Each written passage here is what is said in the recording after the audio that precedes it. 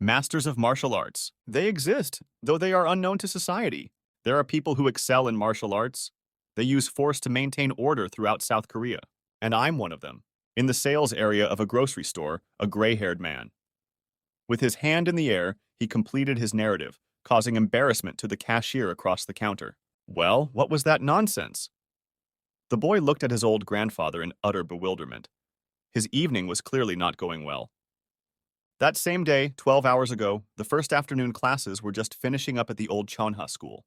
While the students were still sitting at their desks, there were two guys standing in a small nook near the main building of the school. While one of them was standing with his hands in his pockets, the other was making some incomprehensible movements with his hands in the air. Turning his palms out, the kid in the gray shirt was goofing around, constantly talking in an idiotic voice about some divine teachings. "Hyukchan sect!"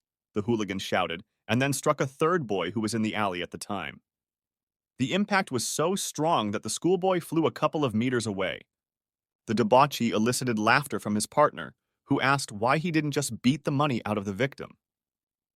The bully replied to his accomplice that if he also watched Hyukchan Divine Fist, he would probably become a fan too. Suddenly, the dialogue between the two friends was interrupted by a third voice. A boy lying on the ground said that he was also watching this popular TV series. This 18-year-old high school student's name was Kang Haejin. After getting down on one knee, he told the offenders that Hyukchan's Divine Fist had an interesting plot, but he missed most of it because of a lack of money. Clenching his fists, he muttered that this show exaggerated everything compared to real fights, and it was unlikely that anyone would be able to replicate that in real life. After a moment, Haejin lunged at one of the attackers. In his head, he visualized one of the moves he had been shown in his MMA class and shouted to the bully that he didn't stand a chance against real fighting moves.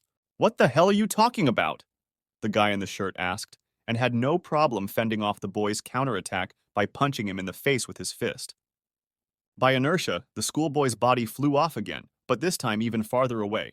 The boy looked angrily at his bully, who mocked him. The bully ironically asked him where he got his strength and courage from. Moving closer to the victim, the vile type looked at the boy with disdain. Shrouded in rage, he began mercilessly pounding the schoolboy, shouting that he was just a poor orphan who should behave properly. "If you keep acting like this, I'm going to beat you even harder!" shouted the bully, delivering merciless blows to the boy. Suddenly, someone from behind called out to the troublemaker. He turned around, looking for the source of the sound. A girl stood a little higher, not far from the stairs opposite. Looking into the bully's eyes, she ordered him to stop immediately.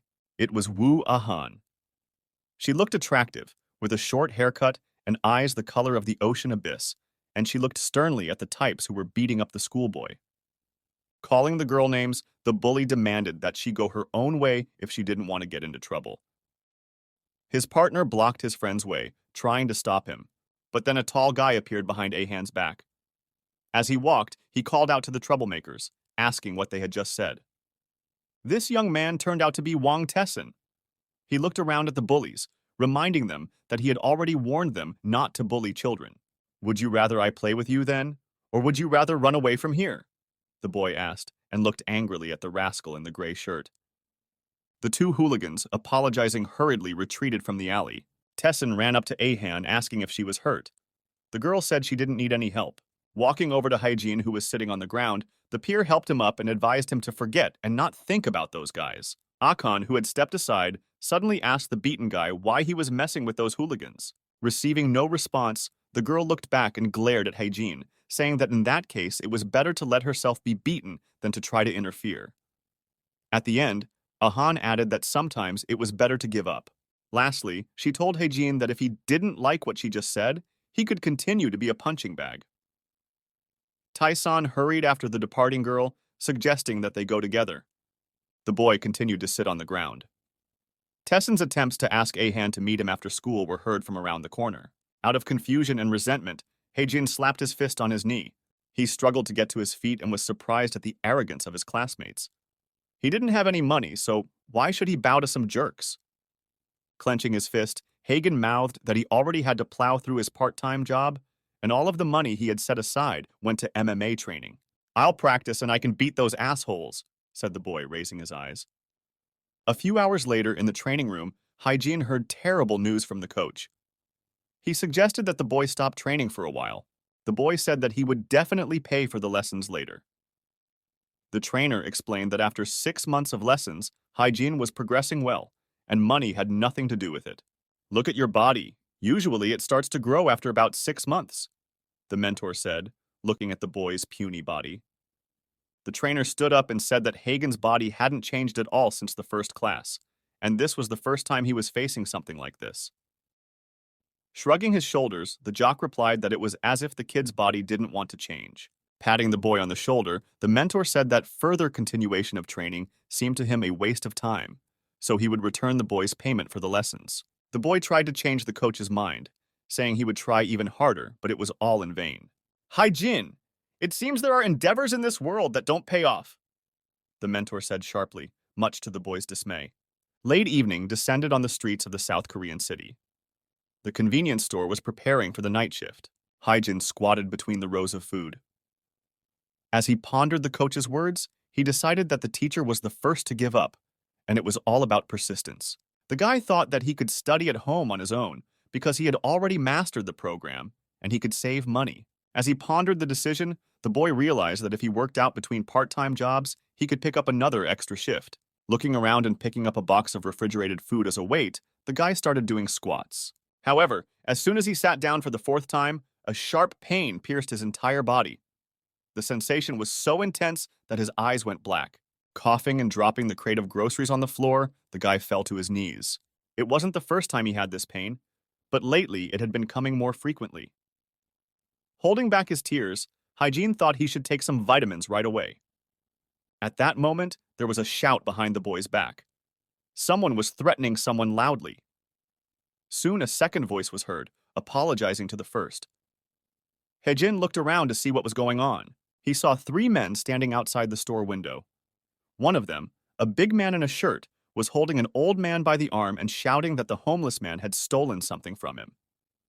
The gray-haired man explained that he hadn't stolen anything from anyone. "Just get on with it and get on with it!" shouted the type watching from the sidelines.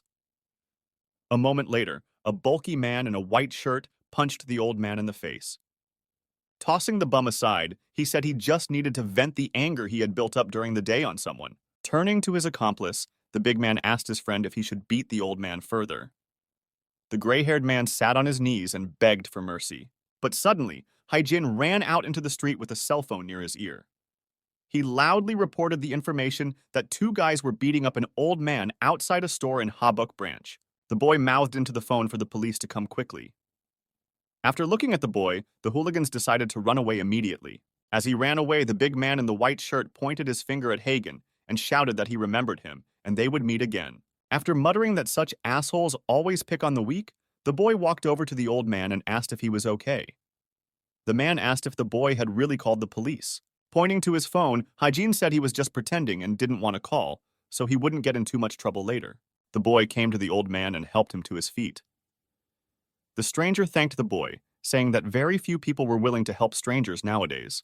The kid nodded, saying that he still couldn't stand people like those 2 bastards. The old man was leaning very heavily on one of his legs. The boy decided that those hooligans had deliberately kicked the man's legs, thinking that he was an easy target. The stranger looked into the boy's eyes and suddenly asked him who his parents were.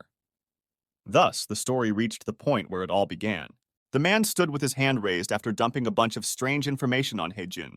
Looking at the old man, the boy thought that this type first asked him about his parents, and then suddenly started talking nonsense. Haejin decided to play along with the stranger. He asked why such an amazing man was walking the streets in rags. The old man replied that he was on the run. From what he said, there were various martial arts factions in the past. But nowadays, there are only 3 of them left in South Korea. The royal company uses martial arts for aggression and control of the underworld. A new religious group called Shin religion that believes in God and follows him as their leader, and an unofficial government organization commonly referred to as the Emperor. They oversee and control martial arts affairs. The old man lowered his eyes and uttered that without any warning, the 3 factions had joined together to suppress the smaller alliances. Continuing to tell the story, he said that the faction he was a member of had also merged into a separate alliance. Almost immediately, however, their association was caught in a cycle of endless battles and intrigue. Betrayals, the deaths of their closest friends, and then the agony that overtook their faction. Like many other unions, they were unable to do anything about the sheer power of the three organizations. The old man himself barely survived and hid from persecution for more than a decade. Looking at the kid across from him, he explained that because of everything that had happened to him, he had been wary when the boy had mentioned the police, as it might have attracted the attention of those three factions. Ah, that's it! Looking away from the old man, Haejin said. At that moment, he still thought that the strange stranger was just immersed in his imaginary world. As he continued to play along, the boy asked if it was right to tell someone like him. But the old man interrupted him, reminding him that he still hadn't answered his question about his family. The stranger asked the question about the boy's parents again. He didn't look crazy now. The boy replied that he knew nothing about his parents, as they had died when he was still young. The boy irritatedly asked why the stranger was asking him about his relatives. At the same time, a jade-colored shroud enveloped the gray-haired man's eyes. Suddenly, he reached out to Hayin and touched 2 fingers to the hero's chest. The boy watched the old man in a stupor. He took his hand away and said that the boy's meridians were blocked. When Haejin asked what meridians were, the stranger said that they were the pathways through which ki energy flowed in the human body. The stranger said that a normal person had several meridians open, but the boy's meridians were blocked. The boy asked in bewilderment how the chi energy was related to what the man had said earlier. The stranger didn't answer the question, saying something about 6 months. At Hagen's questioning look, he replied that he was aware of the fact that even though the boy was studying hard, his body wasn't changing at all. Continuing, the stranger muttered that the body should grow when ki energy is flowing, but with the blocked meridians, Haejin would not be able to grow, and vice versa, putting the body under unnecessary stress. The boy's mind flashed back to a recent bout of pain. The old man said even the smallest exercise would cause him unbearable pain. And if he continued to torture his body like this, the ki energy would soon flow backwards, leading to death. Looking into the boy's eyes, the stranger said he could guess the situation the boy was in. But is this situation more important than life? At the end, the gray-haired man offered the child 2 options: either give up or find another way. After all, there are efforts in this world that are better not to resort to. Haejin was surprised. For the second time in a day, he heard the same thing from different people. Thinking back on everything that had happened to him recently, the boy realized that he wasn't a born fighter, and it would be easier to give up than to suffer like this. Suddenly, the guy slammed his hand on the table and looked at the old man. But I didn't get a proper family education, so I didn't learn to give up in time, Haejin muttered angrily. The boy said that he would definitely become stronger and crush all his enemies. And since he had made this decision, no one had any right to stop him. The stranger stood, eyes downcast, and scrutinized the dirty hand of the young cashier. I'm going to follow this path anyway, so either help me or just forget about it, Haejin finished, keeping his gaze on the old man. The gray-haired man had not moved once during the boy's monologue. All this time he'd been staring at the guy's unwashed palm like that. A thought flashed through Hagen's mind that he was arguing with some bum. Gathering his thoughts, he said that the old man could call and summon an ambulance. But the stranger suddenly took the guy's hand. Well, it looks like there's no other way out, the weirdo said in response to Hagen's pleas to let go of his hand. With a rebuke, the unknown man said that he had already seen such people who are willing to torture themselves endlessly. Such people go on and on until their bodies are destroyed. The old man muttered that he didn't like the whole thing, but if he left it as it was, the kid would continue to abuse himself until he died. Looking Haejin in the eye, the stranger said that he would now open his meridians. In response to the boy's cries, the gray-haired man sternly ordered him to stand still. Looking menacingly at the kid, the old man added that he should in no way make any noise. After a moment, they exchanged handshakes. Then, the stranger bowed his head over the table. Haejin still stood motionless, trying not to make a sound. After a couple seconds, the old man leaned on his cane and complained that he hadn't used ki energy in a very long time. Then he headed for the supermarket exit. Before the door, the stranger said that the boy would have to feel much better now. Feeling nothing but disappointment, the kid remained standing like that until the old man disappeared into the depths of the dark alleys. After a few long hours, the guy's shift at the convenience store came to an end. Hagen staggered through the nooks and crannies. He thought that the world he lived in was huge, and there were so many fucked up people in it. Ki meridians, it's like something out of a martial arts manhwa. I'm living in the 21st century. What a load of crap, thought the boy. He was trying to figure out how everything had come to be the way his life had turned out. But in the next instant, a man's hand blocked his path. Haejin realized that he was once again in trouble. Now you just wait a little while, kid. It'll all be over soon. I told you we'd meet again, didn't I? Said a rough male voice. It was the two hooligans who had beaten up the old man not long ago. The big man in the blue business suit, smiling, approached his partner and asked cheerfully what was wrong. Grabbing Hayin by the neck, the guy in the gray shirt laughed and said that he was obviously a nerd, even though he was trying to fight back. The boy listened as the bully asked him if he was tired of living a righteous life. The vile type said that they realized right away that the police call was fake and that he liked to rip off defenseless people like Hayin. But a moment later, the boy caught the bulky man's finger with his free hand and snapped it. The bully instantly knelt down and grabbed his hand. The index finger of his right hand throbbed violently with growing pain. Meanwhile, Haejin was surprised that the bastard was only complaining about a broken finger. The guy noted that it was incredibly fun to watch the two assholes run away. The big man in the gray shirt, shouting obscene words at Hayin, rushed to attack the boy. The guy, calming himself down, decided to concentrate on the actions and movements of the thug. The hero decided to choose the tactic of fighting on the counterattack. When the bully approaches and almost hits him, the guy will have to dodge and immediately hit back. After waiting for a moment, Haejin swung to strike his opponent directly in the face. However, as soon as he wanted to launch his attack, something happened that he had never felt in his past fights. It was as if time around him had practically stopped.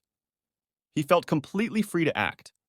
It seemed to him that the opponent opposite him simply stood still. At the same instant, small pulses ran down his arm like a chain. It was probably the QE energy running along the meridians. His arm was covered in several small bursts of energy, which felt like it lightened his arm considerably and sped up the impact. At that moment, the boy realized that this would be the first fight of his life that he would finally win.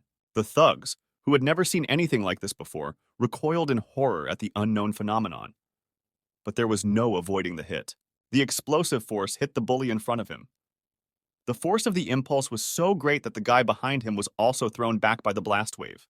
The blaze from this attack was so strong that it could be seen from across the block. When the dust cloud cleared, Hayin saw two hooligans lying at the other end of the alley without any sign of life. Both of them had torn pieces of clothing from the force of the explosion. The boy stood like a stumbling block. His face expressed denial of what had happened.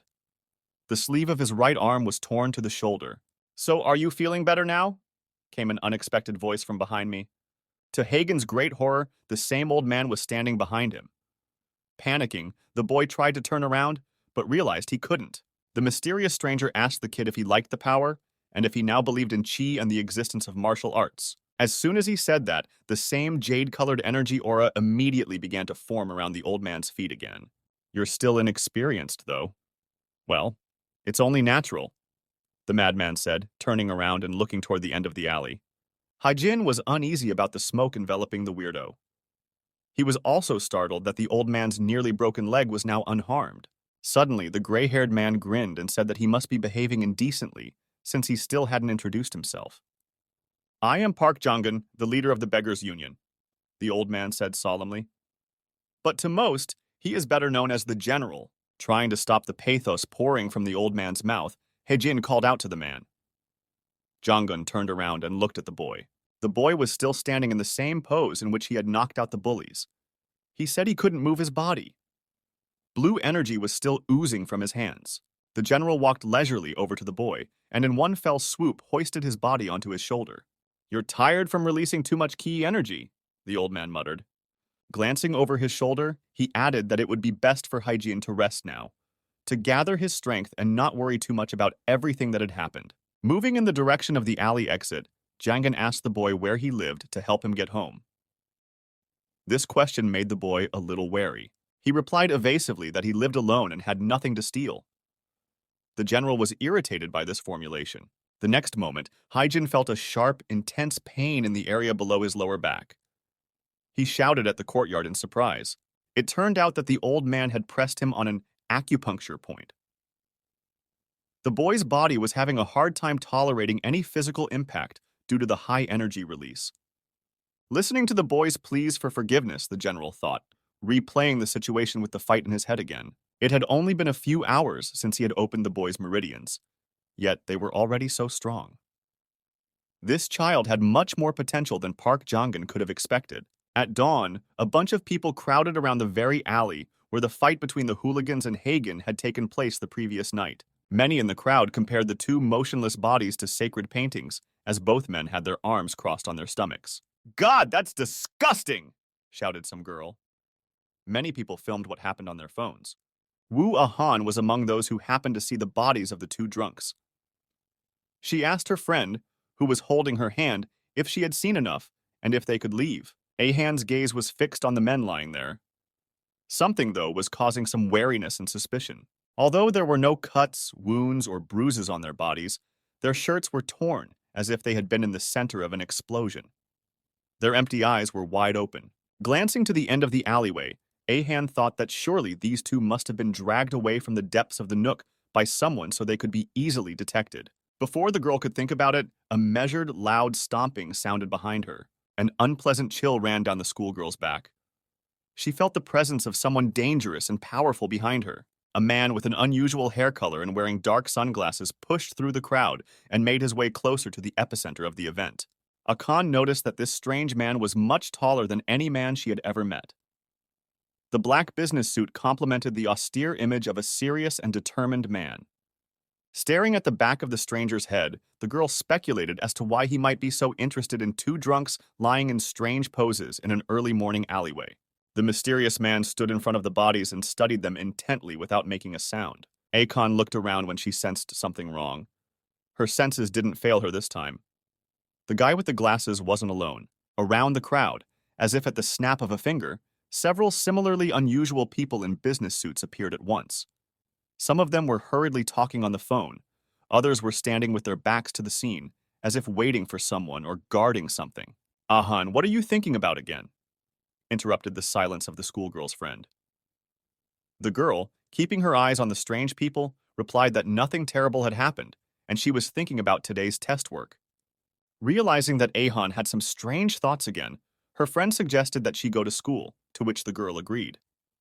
Meanwhile, Haejin had a terrible dream. He dreamt of the night before. The events that had happened were succeeding each other. The boy was exactly reliving all his actions all over again. At some point, he was almost convinced that the whole situation was not real and that it was just another delirious dream on the background of fatigue. At that moment, however, he dreamed of the general. In the same instant, Haejin woke up in a cold sweat, screaming that he remembered everything. The boy saw his humble apartment. There was no one around but him. Getting out of bed, the boy thought that he and the old man must have come home together. Surprised that he was alone in the room, Haejin decided that the general had just carried him home and left. Thinking that he would still have something to ask the older man, the boy tried to get to his feet. But immediately his eyes darkened sharply. Unable to stay on his feet, the boy fell to his knees, groaning in pain. But even so, the body refused to obey. As his head fell to the floor, Haejin realized that his spine had also become very weak. The boy realized that every effort he made was difficult. It felt as if his heart might explode at any moment. Leaning on one arm and taking his chest with the other, Haejin looked around himself. At that moment, his consciousness left his body for a while. For a moment, it seemed to him that he was flying in infinite space, and his body was as light as a feather. At the same time, his eyes were presented with an incomprehensible bluish mist flying before his eyes. After a couple more seconds, consciousness returned to him, and Hayin opened his eyes, seeing the ceiling of his apartment again. Still in a semi-delirious state, the boy thought he was lying on a soft pillow and didn't understand why his body hurt so much. However, having fallen into darkness again, Haejin woke up in the position in which he had passed out. The boy touched his chest, which was incredibly well pumped, to see if he was dreaming. The boy jumped to his feet and was horrified to find that his body had changed dramatically overnight. Raising his right arm, Haejin didn't recognize it. The perfect shape was accompanied by powerful veins from wrist to elbow. Falling to his knees under the weight of his new body, the boy thought that after all, it wasn't the most important thing right now. Suddenly, an incomprehensible haze began to ooze from his right ear. This blue substance was like the energy that helped his punch during the fight become many times stronger. "It's called ki," said a familiar voice from the direction of the front door. Clamping his ears tightly with fear, Haejin raised his head. There was a general standing near the entrance. He ordered the boy to stop making noise so as not to attract unnecessary attention. He waved his cane and told the boy to sit down so that he could finally explain everything. Jongan's face was not as kind as it had been the night before. On the contrary, he looked like a mentor, and his eyes looked sternly at the boy. Jumping up from the floor, Haejin ran up to the old man in a rage and irritably asked the gray-haired man if this was all his doing. Jangan said in amazement that he had no idea what could have happened or how the guy could have grown so much in one night. Asking the young man to turn around, the general put his hand on his back. The old man stated that the schoolboy's blood circulation was normal and there was nothing to worry about. Again, trying to get some answer from Jangun, Haejin asked again what the old man had done to him last night. He replied that he himself had just returned and had not seen the boy since he had personally brought him home in his arms. Then how is that possible? The boy asked grudgingly. As soon as he tensed up, energy began to pour out of his ears with renewed vigor. The old man looked at this transformation with incomprehension. He had never encountered anything like it, so there could be only one explanation. Because the guy's meridians were blocked, the body did not change over time. Now the guides for Qui energy were opened, and muscle changes began. As for the appearance, the reason for the dramatic muscle growth was not because the meridians had become open. The thing was that the boy trained himself, despite the complete lack of results. Therefore, it could be said that Haejin achieved the body transformation by himself. You really worked hard, the old man finished. At this thought, even more ki energy began to be released from the guy's ears. The general suddenly realized that the boy had grown about 20 centimeters overnight, which he was unsurprised by. Jongan said that after he carried the boy to the apartment, he went to clean up his tracks. In doing so, the general reminded him to use martial arts as carefully as possible. If you leave too bright a trail, the faction's bloodhounds will attack, and then it will be a matter of time before Hagen is caught by the king, god, or emperor. Jangan looked into the boy's eyes and told him that he should not show his body to other people for a while. When Haejin asked why this was so, the general replied that until the guy learned to control ki energy, he would leave his footprints everywhere. Tired of the blue smoke oozing through his ears, the boy slammed them down, wondering if they couldn't just be plugged in with some headphones. But as soon as he covered his ears, chi began to ooze out through his nostrils. The guy tried to plug his nose as well, but the energy was already coming out from somewhere in his pants. Looking at this spectacle, Jonggong asked Haejin not to panic, for he would help him master full control over his ki. That's right! I, General, will take care of your training myself! The old man turned his back to the boy and said.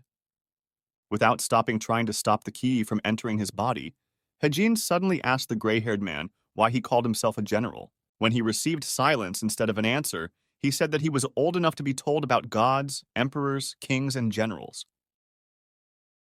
Jongan said that he would tell him all about it now. The case took place in Seoul in the year 1962 on the outskirts of a poor suburb. On that day, Beggars Union leader Kim Ju-ban, after checking in with everyone gathered, said that the world is going through a major change involving many people and circumstances. Their faction, in order to adapt to the new reality, needed to keep up and be reborn into the new culture. And that required a lot of changes. On that day, the current General Park Jang-gun was only 8 years old, but he was already listening attentively to the words of the Union leader. And the first innovation Kim Ju-ban decided to implement was changing the title Leader to General. The solemnity with which the leader presented this not the most significant news at first threw the followers into a kind of stupor. However, after a few seconds, everyone as one in voice shouted that this news is great, and the faction welcomes their general to the new title. There is a very deep meaning behind it, not a leader but a general. Kim Jaboon admired himself. However, no one could know that the faction leader had simply read epic poetry about war, and there was no meaning behind the new title. The Hwasan clan were the first of the Union's partners to recognize the beggars. The faction delegate reported to the clan leader that the new title would be used in all official documents from now on, and the general requested that it be included in all treaties. The head of the family turned to one of his subordinates and asked how the word Hwasan was translated into English. After a bit of thought, the employee carrying the pile of papers replied that it translates to volcano in English. Then call your chief Vulcan from today! Shouted the chief angrily. And so on down the line. The next group to use a new title for their leader was the Mudon clan. Their leader now called himself Shaman. Trailing behind, the head of the Hayin clan called himself Ocean. Thus, more and more factions changed the titles of their leaders to their English counterparts. That's how the unspoken tradition came to be, finished the general. Haejin smirked and said that this was all quite unusual and even strange. The boy was still sitting on the floor, trying to control the key crawling out of every crevice. After getting up from the floor, Jangun advised the boy to move more slowly and not to rush into anything. The old man's words terrified Haejin. He remembered that he had to go to school right away. Barely having time to ask what time it was, the guy received a powerful blow to the jaw, after which he passed out and did not regain consciousness for a long time. He woke up after a while. The key energy was still flowing through the cracks, but the air in the room was more humid. The boy looked around the unfamiliar dark room, which looked like a corridor with red lamps hanging from the ceiling. It was quite cool in this place. The last thing Haejin remembered was the moment the old man stabbed him in the chest with 2 fingers. Suddenly, someone appeared in front of the boy, greatly frightening the schoolboy. Standing half in the dark, the stranger ordered the boy to get up, since he was already awake. This place is one of the Beggars' Union's secret hideouts. No one knows of its existence. You will be safe here, uttered the mysterious stranger, still without lighting up his face. Trying to discern who was talking to him, Haejin heard someone say that he had promised to help completely take control of key energy in the morning. The general stepped out of the shadows. He had changed into neat clothes and held a bamboo staff in his right hand. As he approached, the old man said that he would help the boy until he learned how to hide his key perfectly. But Jangun had set a serious condition. If Haejin failed to master his internal energy, he would stay in this dungeon forever. This uncompromising condition gave the kid a shock. The only thing he thought about was whether this was his reward for perfect school attendance. 2 days later, Seoul continues to live its usual measured life. Ah yes, Thane is the best. Tan is just beautiful, the blue-haired girl muttered. It was lunchtime, and the pretty girl in the business suit was munching on a delicious macaroni. She explained to her partner that finding a martial artist without evidence or clues was not an easy task. She explained to her partner that finding a martial artist without evidence or clues was a challenge. The girl noted that as soon as their acquaintance Namgung was in such a situation, he immediately started giving out similar tasks. She complained that she missed the old days. Her partner replied that those days were gone and they would have to accept the harsh reality. The picture of the 2 murdered hooligans popped into the mind of the female agent. She asked her colleague what he thought about the death sentence for those 2 guys. After all, when you think about it, it was very much like a martial arts defeat. The type with the phone still calmly replied that it was unlikely that the wizards were involved, as no traces of energy were found at the site. Saying that he had finally cleaned up, the fellow agent stood up. The girl asked him if there was no evidence left at the crime scene at all. The type in the business suit replied that among those martial artists who had survived to this day, there were hardly any who would use their key so recklessly. And that's certainly not the way inexperienced guys would do it, because then they'd be easily caught. Leaning back and looking up at the sky, she wondered where the damn old man general was hiding after all. Did he go to heaven or has he gone underground? The beauty asked herself. None of them knew that an unknown aura had been watching them from the ventilation shaft for several minutes already. Blue haze flew down the narrow corridors, snaking through the basements toward the sewers. Turning in the direction of the hanging red lights, Aura was approaching the main target. Upon reaching the gray-haired old man standing at his back, the haze stopped and lingered in place. Fully unleash your aura. Crossing his arms over his chest, the general ordered. In the next instant, the energy streams fused together, and Haejin appeared against Jangun, standing with his arms spread out. This test was one of the most difficult, and that's why sweat began to flow from the guy at the end of the transformation. Looking contentedly at his disciple, the general ordered the student to try to fully release his ki. The boy raised his hands, and streams of energy rushed in different directions with great speed, fluttering Jangun's gray hair. Admiringly, the old man examined his subordinate, hardly believing that he had managed to realize such potential in such a short period of time. The energy streams, rapidly spreading through the air, reached the red lamps on the ceiling. In addition to splitting his own body, Haejin also learned how to control the waves of his ki. Clenching his left fist, he took control of the energy flow and amplified it. The new outburst caused some of the bulbs to burst. After assessing the result of the work he had done, the general called the boy over and told him that he apparently had nothing more to teach him in terms of controlling his ki. Without turning around, Haejin asked if he could finally walk. However, immediately, without waiting for his mentor's reply, the guy turned around and shouted that this was all some kind of madness. "Why did you keep me in the sewers for 2 whole months?" yelled the boy. His memory flashed back to his 9-hour herbalism class, where he'd immediately get hit with a stick for improper body positioning. The next unpleasant memory was of meditating among hundreds of cockroaches and rats and then eating them. Falling to his knees, Haejin began beating his hands on the floor and shouting that he had almost been recognized as the store's employee of the month, and now, because of the long absence, he might be fired altogether. After all, a sick leave only lasts a week, not 2 months. Clutching his hands to his head and clutching his hair, he almost cried, thinking about how he would live without any paycheck. Meanwhile, the general quietly came up behind him. Taking the boy by the shoulder, he looked him in the eye. Haejin thought for a moment that Jong-gun was about to give him another piece of advice. Immediately, however, the old man squeezed the boy by the area between his neck and shoulder so hard that the boy twisted in pain. The general asked the boy how dare he speak so insolently to his mentor.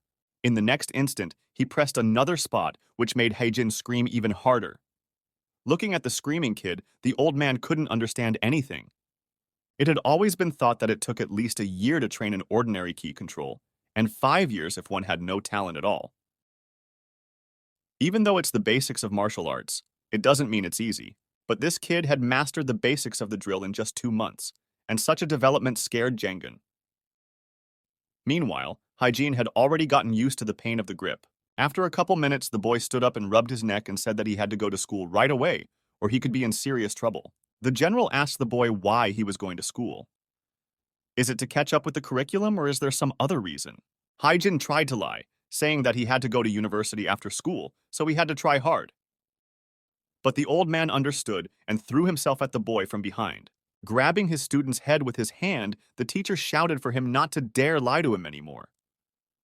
Desperately yelling, Haejin begged to just let him rest for a while. Immediately letting the kid go and grinning, Jong-gun said that he wasn't going to stop him since the kid wouldn't listen to him anyway. The general warned that Haejin should never dare to use his powers in public, but to which the boy replied that he remembered everything. Immediately, the schoolboy stood up and asked his mentor not to worry, because he wouldn't need strength to beat up those guys. On the same day, further action developed again near Chonha High School. In the same alley where Hagen had been beaten not long ago, the sounds of fighting could be heard again. "Hyukchan clan!" the bully shouted, and threw the lowly boy to the other end of the alley with a powerful right punch. The big man's partner stood aside with his cell phone and asked when he would get bored with the show. An excited guy in a white shirt asked a boy lying on the ground when he would give him his wallet. After getting the wallet, the scoundrel began to extract money from it, saying that it used to be fun to beat up that kid, to which his accomplice agreed. Taking out the bills, the partners were discussing who they would beat up next time, when suddenly they were shouted at from the direction of the stairs. Turning around, the bullies saw a man wearing a hooded sweatshirt. Haejin stood in front of them with a band-aid glued to his face. Looking down at the bastards, he asked if they were tired of doing the same thing after 2 months. Both villains recognized the boy. Grinning, they noted that he had grown a little in that short time. "Anyway, welcome back. As a welcome back, we're going to kick your ass," muttered the guy in the white shirt. But he didn't have time to say anything else. After a moment, Haejin Lightning ran a few meters to the bully and swung a powerful blow to his head. The scoundrel's face instantly turned into a bloody mess. His eyes blurred, and he lost consciousness. The attack was so coordinated at one point that the villain's body didn't go anywhere. On the contrary, he immediately fell without making a sound. Haejin exhaled after the punch and stopped. After his grueling training with the general, a single blow was no problem for him. Raising his head, he looked at the bully's partner. Smirking at his opponent's helplessness, the hooded guy said that he had just shown how to use the Hyukchan clan's technique. Looking at the type, he said that in real life there is little practical use for the kicking techniques performed in the TV series. After all, when he tried it out, he realized that there were too many unnecessary actions in the movements from the movies. The other bully watched the tall guy in horror and didn't understand what had happened to him or how he had changed so drastically. Looking at the bulky man with a pile of muscles ready to kill him, the rogue couldn't believe that the man in front of him was the same Kang Haejin. "Are you going to start it yourself, or shall I start it first?" the hooded big man asked hatefully, But that bully answered nothing and continued to stand still without a word. Realizing that he could act freely from here on, Haejin cartoonishly made motions like the Hyukchon Clan TV series.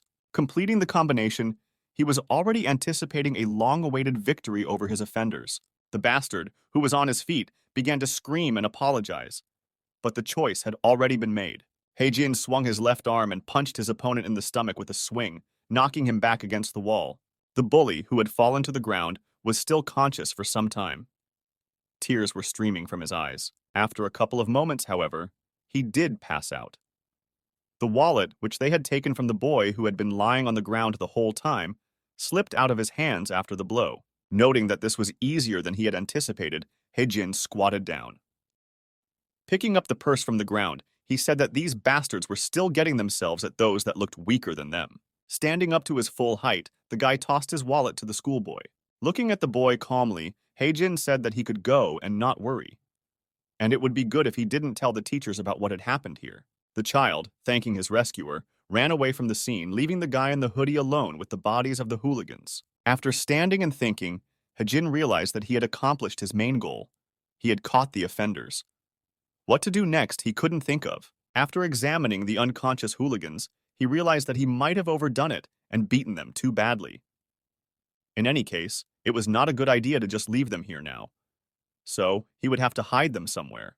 What's this all about? A woman's voice behind him interrupted his musings. Hagen turned toward the stairs in horror. Wu Ahan stood to the other side, with a disgruntled expression on her face as always, and her hands in her jacket pockets. Looking sternly at the boy, the girl wondered what had happened here again. At the same time, it was the height of the day in Seoul. Small clouds floated over the houses where interesting things were happening. Ugh, it feels good to get outside. The fresh air is just beautiful, General Park Jong-un exclaimed, walking along the roof with his pole. He was imitating the daily exercise that almost any Korean retiree does. However, his mind was on Kang Haejin. If he thought rationally, the general should have stopped the kid, even if he had to knock him out to do it. The old man remembered the face of his young apprentice. It was undoubtedly the most talented master he had ever known. If it were that simple, I wouldn't be able to survive, the general said, looking up at the clouds passing by. Contemplating the celestial blue, he realized that there was nothing he could do except that this boy was still his disciple. The old man thought that he would have to help Haejin anyway. Suddenly, the door opened behind him.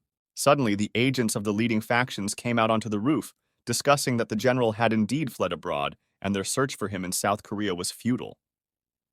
But then, they noticed a gray-haired man standing with his back to them. Long time no see, Namgung's youngsters, the green-jacketed man said, turning to the people who had entered the rooftop. Instantly, the group recognized the old man as General Park Jong-gwang. Everyone in the squad was confused for a moment, none of them realizing how this was possible.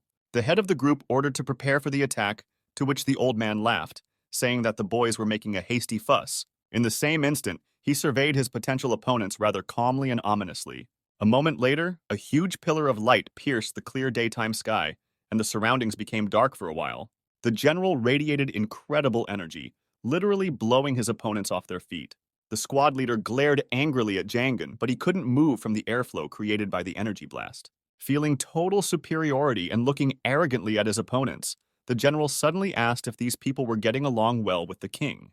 The old man stood in front of the squad, surrounded by an energy vortex. Smirking, he asked with a sneer, "Is it so honorable to grovel before the king?" The general's words caused the leader of the group to become inordinately furious. The reinforcements that came running to help also didn't expect to see the legendary Park Jangan on that rooftop. Ironically, the old man said that now there were more people and the show could begin. At the same second, the squad leader rushed out of his seat to attack. With his katana out of its sheath, he intended the speed of his attacks to decide the outcome of the battle. Spreading out, the blue-haired thug jumped, and using the Heavenly Sword technique, activated the Heaven Strike ability, which dealt several dozen blows to the general. However, the result of the attack made the usually calm group leader stunned by what he saw. With his pole, the old man fended off all his blows and remained completely unharmed. Mocking his rival, Jangan noted that Namgung's faction had become even stronger during this time. Unable to handle the emotional pressure, the squad leader shouted that he was requesting support from headquarters. The girl agent stopped the leader, ordering the member standing next to her to call for backup. Pulling out his phone, the type in the business suit shouted to the others to pounce on the old man together. But no sooner had he said it than a powerful blow from the pole struck him in the palm of his hand. Pressing his opponent's hand into his own chest, the general managed to smash the phone in this way as well. Soaring gracefully above his opponent, Jangan muttered that it wouldn't work that way. Such a lightning-fast, barely visible to the eye dash from one end of the roof to the other amazed everyone in the squad. Tucking his staff into the chest of a fallen, unconscious member of the group, the general stood looking at the girl agent who had lost her balance. After a couple of seconds, the old man found himself completely surrounded with men with swords drawn. Looking around at the thugs gathered around him, Jangan said that he was nowhere near as young as he had been in his best years. But if the fighting continued, the consequences for the squad would be disastrous. Nevertheless, the group's leaders remained determined to finally solve the long-standing problem. In that case, you all have to take the old man into consideration. Please be gentle, Jangan said calmly, unwinding his staff. The squad members pounced on the general from different directions in an instant, hoping to finally deal with him once and for all. The old man concentrated the energy in his staff. The power of his ki was so unimaginable that the staff began to bend under the pressure of the powerful pulses. The general swung the pole and slammed it into the floor, causing a titanic release of energy. An explosion of colossal power shook the buildings within a few blocks, and a greenish flash appeared above the roof of the house where the battle was taking place. And at the same moment, in the courtyard of Chonhawu Ahan High School, Haejin sternly asked what had happened here. Trying not to reveal his physical changes, the boy crouched down and, making a fool of himself, thought how best he could escape from here. The girl's gaze was both stern and at the same time incredibly suspicious. The boy's gaze was pulled as far away as possible and looked for ways to escape in every possible way. The tense silence was broken by Wang Tessin, who approached. Calling out to Wu Ahan, the boy happily rushed over to reprimand the school's troublemakers once again. Peeking around the corner, he found the girl standing and looking at a type in a hoodie sitting on his lap.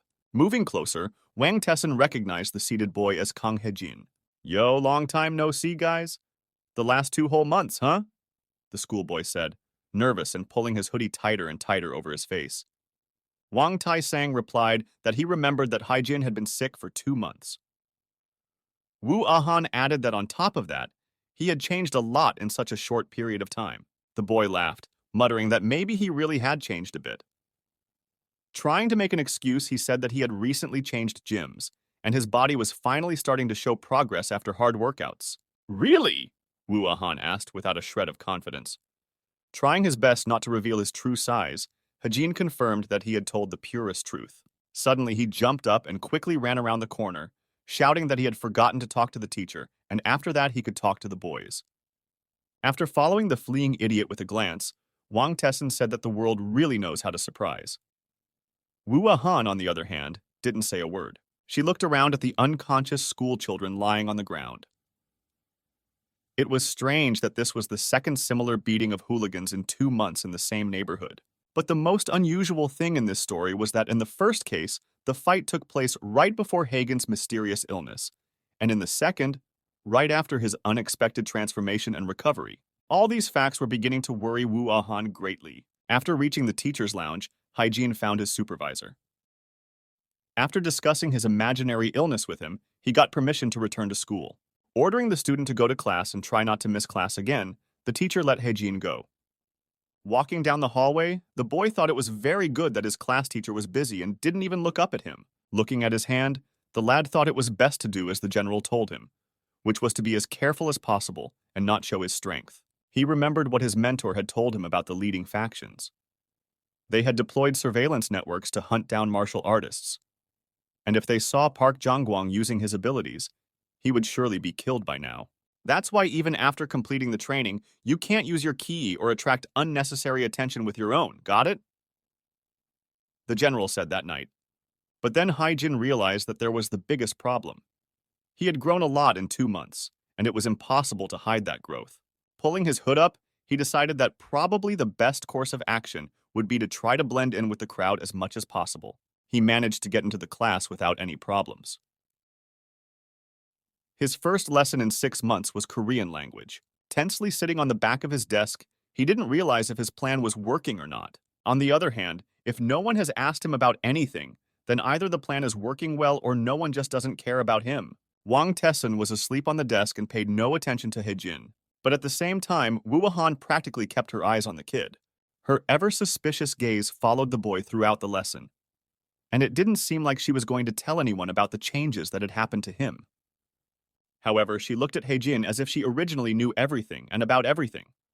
"What are you always looking at? Shit, study up!" the guy shouted, swinging his fists. But as is often the case in such situations, it was all just thoughts. But he had won her over, at least in his expression. Lying on his arms and looking sadly at the desk, Haejin wondered if he just stayed here, would everything somehow work out? When all classes were over, the hallways were filled with dozens of students rushing about on various personal errands. A little cautiously, the hero looked out of the office and surveyed the aisles. There probably wouldn't be anything else going on today. Han watched him for a while, but nothing out of the ordinary happened. Heading towards the mirror, Haejin decided it was time for him to think about interviewing for a new part-time job, since he'd been out of work for 2 months now and had almost no money left. Looking at his reflection, the guy joked that with this appearance he could already count on a position in the service industry. "Get that band-aid off your face." A calm female voice came from behind me. Seeing Han behind him, Haejin recoiled and asked what she was doing here. The girl replied that she had some advice. After touching up her lips, she turned to the guy and said she didn't want to go into details about what had happened to him these past 2 months. Looking into Haejin's eyes, the girl mouthed that right now he'd better lay low for a while, as he was in far more danger than he could ever imagine. Her gaze was serious and ominous. Before the hero could ask a question, the girl was called out by some guy, asking if she was going with him soon. Han turned around and headed towards the screaming schoolboy. Haejin was left standing in bewilderment. What kind of danger was he suddenly in? Suddenly, someone called out to him from behind. He turned around and saw a tall, tattooed man kneading his jaw. The bully asked the hero if he wanted to go home right after beating up his friends. Haejin realized the danger Han was talking about. The big man offered the boy a choice. Either he would cooperate, or he would be finished. The boy chose the second option without a second thought, but immediately he looked angrily at the big man and said he was giving them an hour. Such insolence pissed off the tall type. Walking a short distance beyond the school grounds, Hayin and his assailants ran into a crowd of aggressive boys. They instantly surrounded the boy on all sides and glanced nervously at him in anticipation of a fight. Someone shouted that the boy would not be coming home today. With a mocking look around at the gathered types, Haejin was surprised to see all the bullies of the school gathered in one place, and the kind of attention that even made him feel uncomfortable. The big guy with the bat told the kid to stop thinking he was tough because he'd only beaten 2 people. The short guy supported his partner, saying that those guys were no match for him. At the same second, the short man received a hard blow to the chest, causing blood to spurt from his nose. Haejin, getting into a fighting stance, decided not to throw around words and get straight to the point. Counting about 20 men in the grouping, the boy said he thought they were all equally weak. As he prepared to reflect the blows, he thought that if he used his inner strength, surely this fight could turn into a beating. While everyone was busy squabbling, there was someone watching the situation at the end of the tunnel.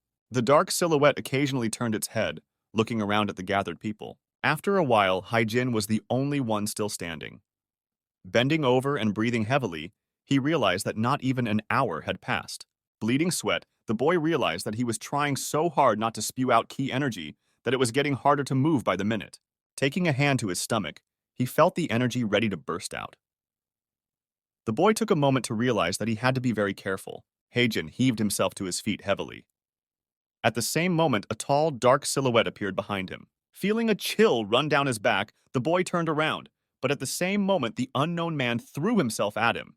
Haejin didn't have time to react to the sudden attack.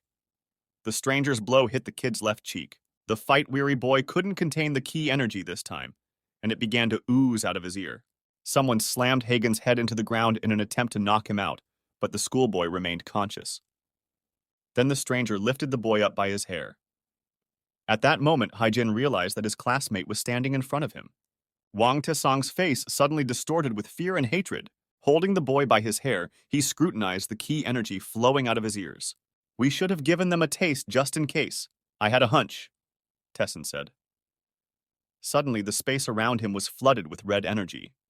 Calling Haejin a loser, he angrily asked where the boy had trained in martial arts. Meanwhile, a merciless brawl continued on the roof of the building. The general looked at the defeated opponents. As he lowered his pole, he noticed that old age had caught up with him, and he was getting tired much faster. Looking at those who were still able to stand on their feet, he wondered why they weren't finally done with all of this. Among those who had not yet been defeated were the head of the squad and his deputy. They looked at the old man standing across from them. It seemed that he was still fresh and full of vigor. It was truly incredible. The leader of the group asked Jang-gun what his motive was and why he had let himself be exposed so suddenly. In response, the old man asked them a question. As if he were a coach rather than a nemesis, he asked why there was so much doubt in their swords. Scratching his beard, the general mused that if they really wanted to kill him, he wouldn't be able to escape without a scratch. Continuing, he said that their abilities were therefore so meaningless.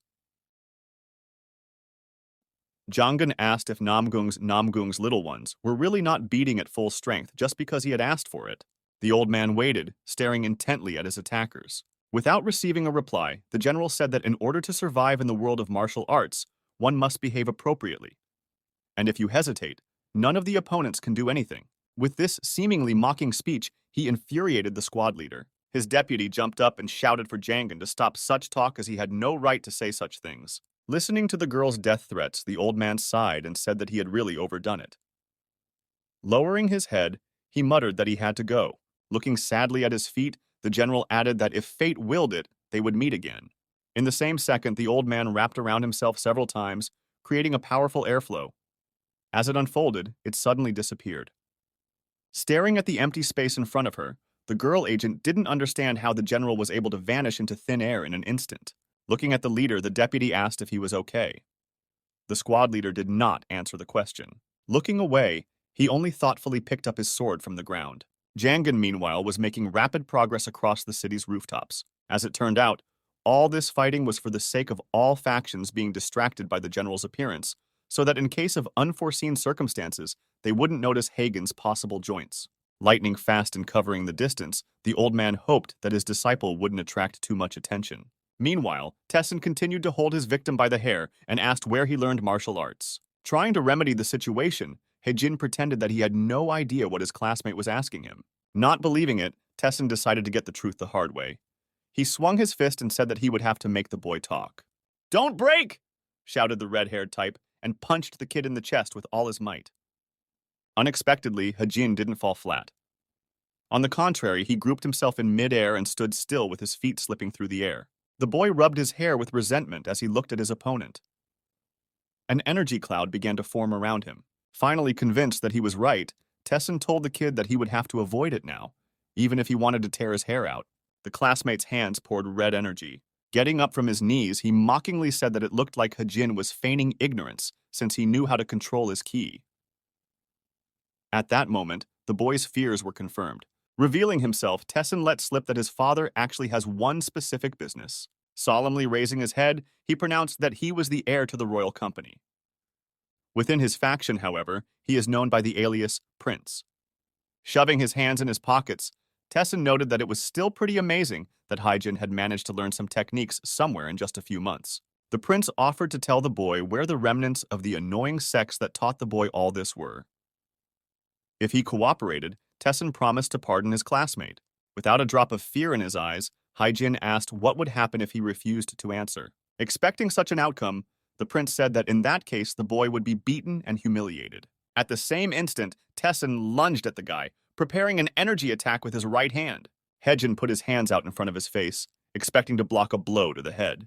Prince hit the block put up by the boy and nearly hit him in the face. The blow was so strong that Hagen's hands could barely withstand the hit. Tessin shouted that the kid only knew how to release his energy mindlessly. With those words, he once again swung around to attack. The schoolboy blocked his classmate's punch again. But this time, it was even harder. The prince shouted furiously that he shouldn't have beaten those kids with martial arts. Looking at the boy madly, Tessin asked if he really thought he was going to be on top in school. Striking blow after blow, the red-haired type added that now Haejin was back to being as pathetic as before.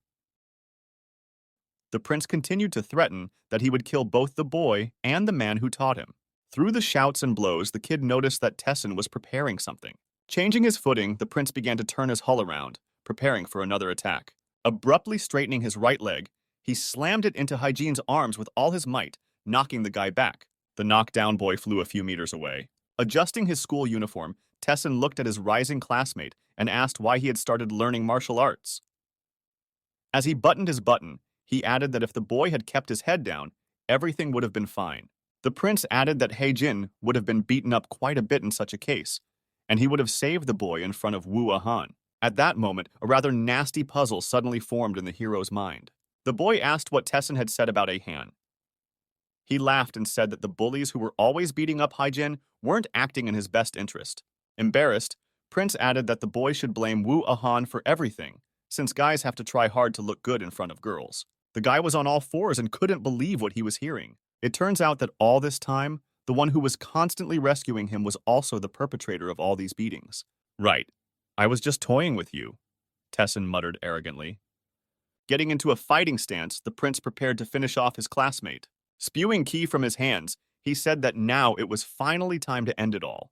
But unexpectedly, several dozen small stones flew from Haejin's side. Tammin glanced questioningly at his opponent. It turned out that the boy was not going to give up, but instead was heavy on his feet. Saying he was very nervous at first and didn't know what to do, the kid tried to steady himself on weakened legs. In the next instant, blue ki enveloped his fists. Standing up, he added that he had now decided that he needed to study as much as possible, and he would think about the rest later.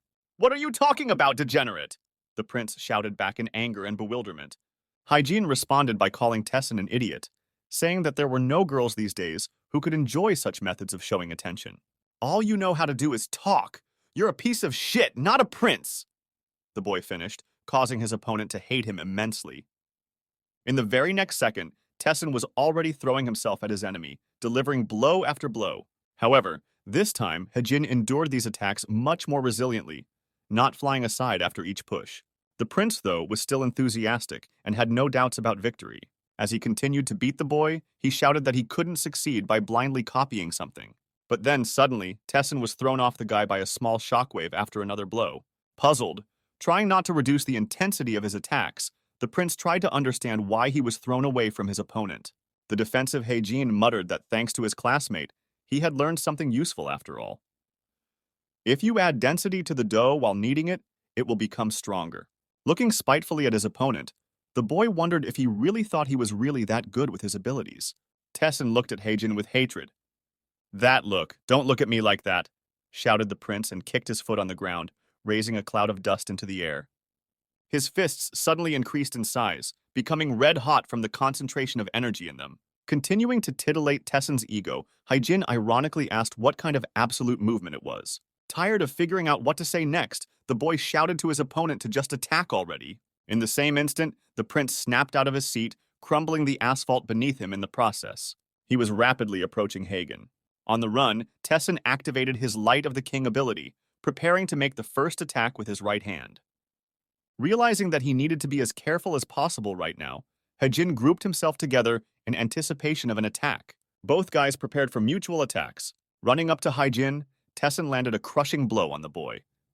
He responded with an energy counterattack of his own, throwing his right arm forward. Incredible strength accumulated at the point of contact between the two fists. In order not to fall, Haejin stomped his foot with all his might. The prince realized that his opponent, like himself, was trying at the breaking point of his powers. At this moment, the boy's leg began to exude a faintly visible blue energy. Now he was ready to turn the outcome of the battle in his favor. Haejin began to press and overpower his opponent, causing Tessin to become seriously agitated. The boy's mind was spinning that the big man was incomparable to the general. At that moment, the prince's anxiety gradually turned to fear of defeat. Haejin noticed this. Satisfied, he shouted that now it was his turn to win. But then, unexpectedly, a third player appeared on the battlefield. Declaring behind Hagen's back, he quickly slapped the guy on the back. This attack was so unexpected that the boy, exhausted by the incessant fighting, momentarily lost control of the battle. What was more unusual was that after being hit by the stranger, the guy started to lose consciousness. "I'm sorry, but I think we'll call it a day," the unfamiliar man with the sword said, before Haejin finally slipped into darkness. Looking at the unexpected outcome of the fight and rubbing his right arm, Tessin glared at the unexpected guest.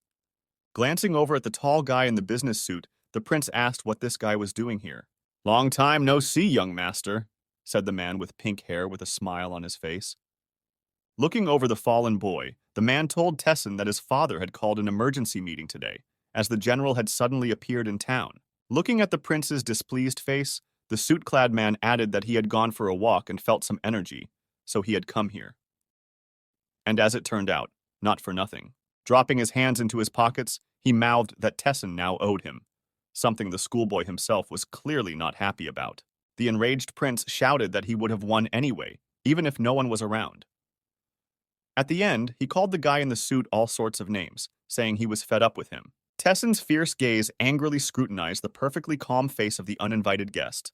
Breaking the silence, the man with pink hair ironically apologized to the young master, asking him to forgive him with his generous heart. He then walked over to Haejin lying on the ground and hefted him onto his shoulder, with the words that he would have to take him with him.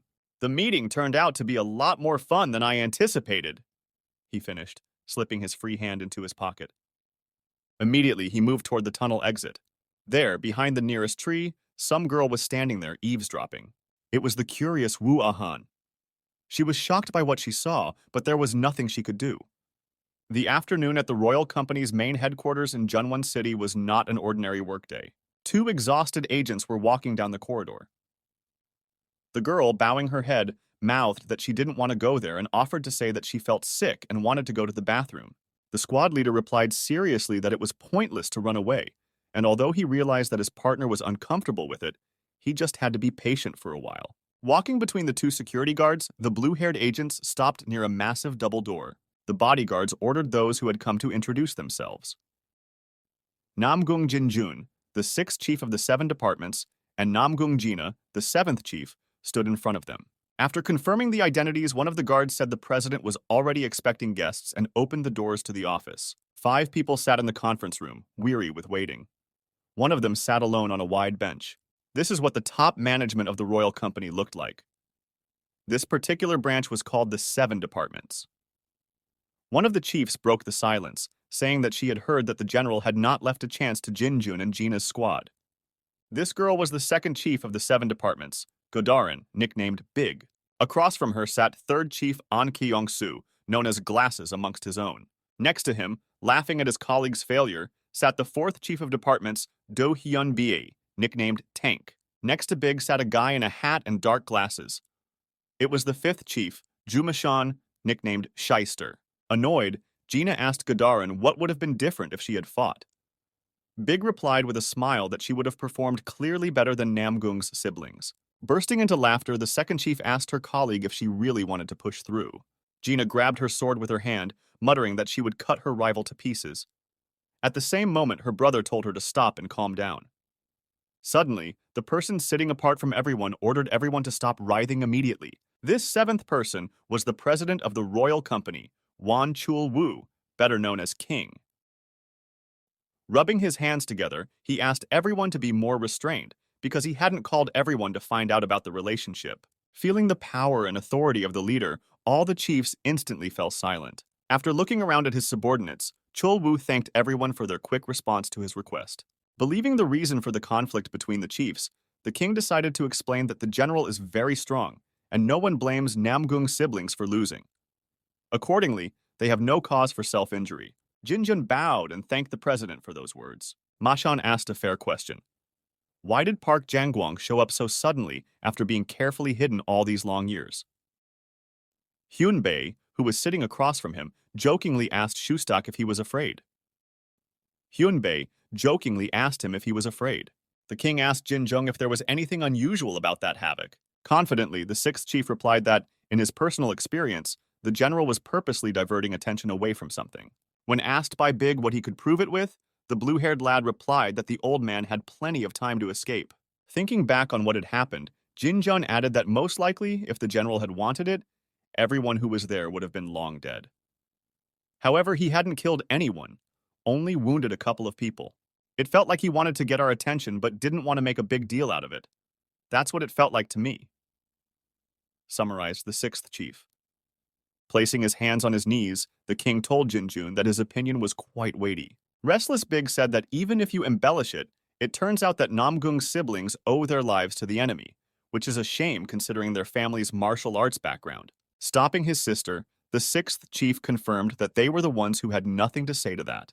Taking a glance at his older brother, Godarin remarked that he was very boring. An Kyung-soo said that if Jinjun's hypothesis was correct, then despite the risk from appearing in public, something happened that the general strongly wanted to hide.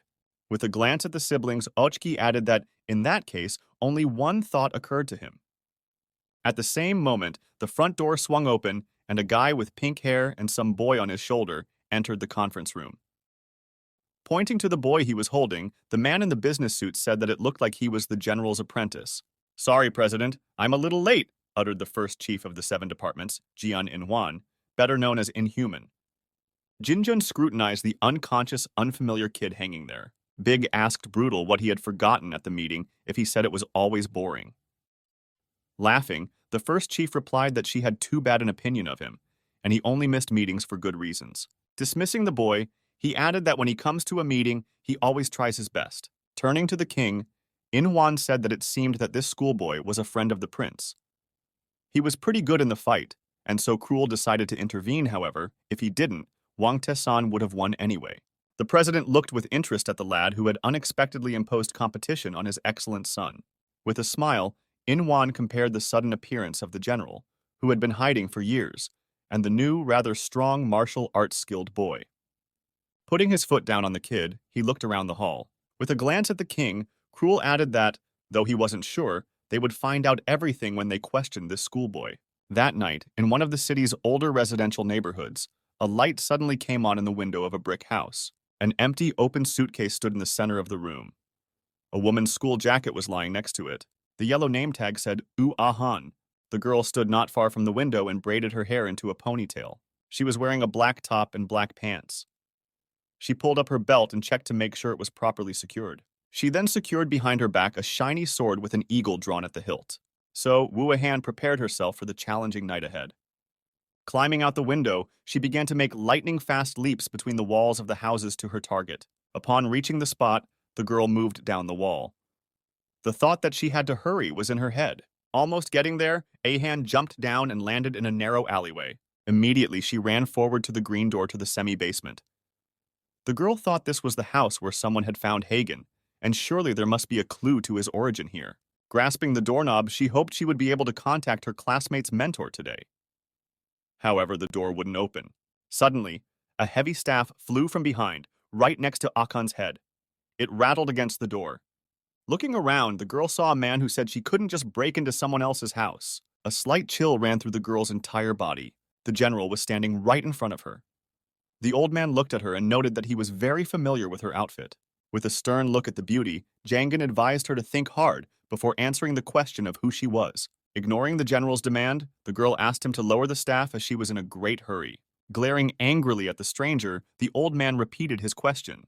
Ahan replied that she understood that this form was familiar to him, and she was willing to answer anything. Reaching for the sword behind her back, the girl said her name was Wu Ahan.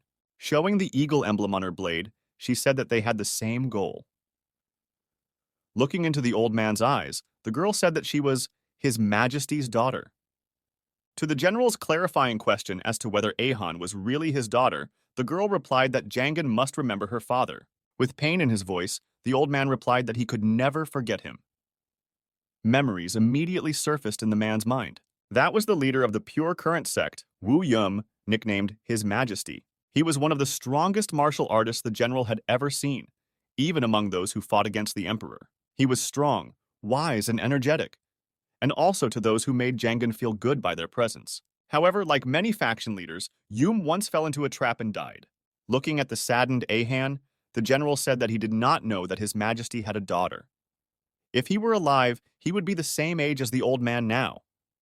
Still looking with great distrust at the girl, the general said he had many questions, but would only ask one for now. Making a menacing expression on his face, the old man asked what happened to Haejin. Hanging the sword behind her back, Ahan realized that this stranger was her classmate's teacher. She looked the general in the eye and said that she didn't believe in coincidences, but in this situation it was really tempting. With a slight twitch, the girl said that Janggong's disciple was in very great danger right now. Meanwhile, in one of the torture chambers, blood from the blows was splattering the ceiling and walls. Haejin, bound in many chains, had been beaten mercilessly on every organ and part of his body. His face was red with bruises. Kneading his arm after the blows, the first chief said that was enough for warming up for now. Adjusting his glove and examining his captive, Inhuan wondered if the kid was going to talk at all. Showing Jangan's photo once again, Cruel asked where this homeless old man was now, and if he was really the boy's mentor. Haejin glared at his executioner in exasperation, but as usual he didn't utter a word. On the contrary, he gathered all the ki and enveloped himself in an energy cloud, trying to break the chains. However, the shackles began to get very hot at any contact with energy, which cut off any hope of getting out of here by force. Glancing at the chains, it seemed to Haejin for a moment that they were even drawing out his chi. Taking the boy by the hair, the cruel one said that if he told him everything he knew, he would be released. Inhuan could even talk to the boss, who would find him a job. In response to the suggestion, the lad spat in the torturer's face. However, the latter managed to cover himself in time from the spit with the general's picture. With hatred, the first chief said he had it all figured out. However, instead of the expected torture, Inhuan turned around and threw the photo of Jangan, saying that the man must have big balls to dare to do such a thing. As he approached one of the tables, Cruel turned around and thanked the guy for not revealing his true identity so quickly. On this table were several screwdrivers, scalpels, a hammer, wire cutters, and many other implements. Realizing what awaited him this time, Haejin decided that it was entirely his fault. Looking at the photo that had fallen nearby, he thought that his teacher had repeatedly warned him to be careful, and he had given in to his emotions, and this was what it had led to.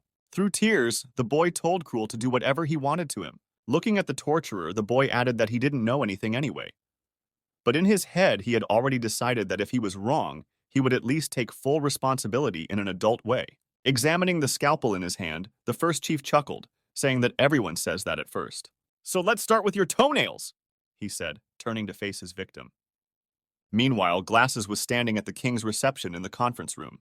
Reviewing the documents, the president asked how the operation was progressing. The third chief replied that the reconnaissance team had begun the mission. There was only a little time to wait to get the information. Looking at the report, the king said it was a clue to the whereabouts of the general who showed up after so long.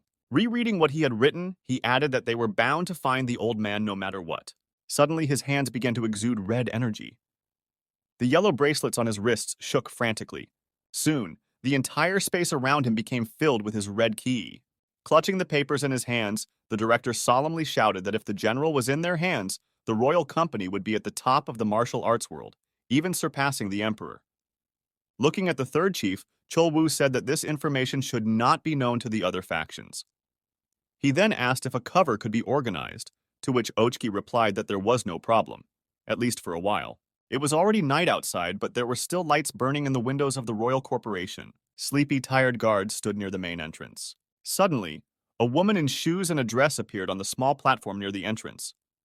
Along with her walked an unusual man in black shoes. The guards warned the strangers not to come close to the building and asked who they were. A second guard stated that you can't just walk into this building. The woman in evening dress suddenly ordered the bodyguards away. Immediately afterward, their bodies felt as if they had been pierced by a blade. Unable to move, the type in the suit watched the intruders. The next moment, their bodies obeyed the stranger's demand wordlessly and stepped aside, allowing the couple into the room. There were still two bodyguards in suits standing in front of the royal company's CEO's office. They heard static on the radio and tried to interrogate their partners in the other rooms about what was going on. While the guard was trying to figure out what was going on the floors, two strangers entered the hallway. Hearing footsteps in the distance, the suit-clad man turned around and couldn't believe his eyes. "Gosh, they're good. I don't think there are enough words," said an unknown girl in an evening gown. "Well, what can you do?" replied her partner, wearing glasses and a business suit.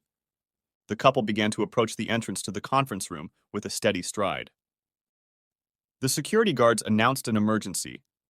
One of them said that it was urgent to report to the CEO. As soon as he said that, the stranger in the suit began to emit ki energy from his hands. The effect worked like time dilation. So the intruder calmly approached the guards closely. Standing beside them, the unknown man held out his glowing hands to the bodyguards. At the same instant, the glow of his hands intensified several times. A few seconds later, the time dilation effect passed.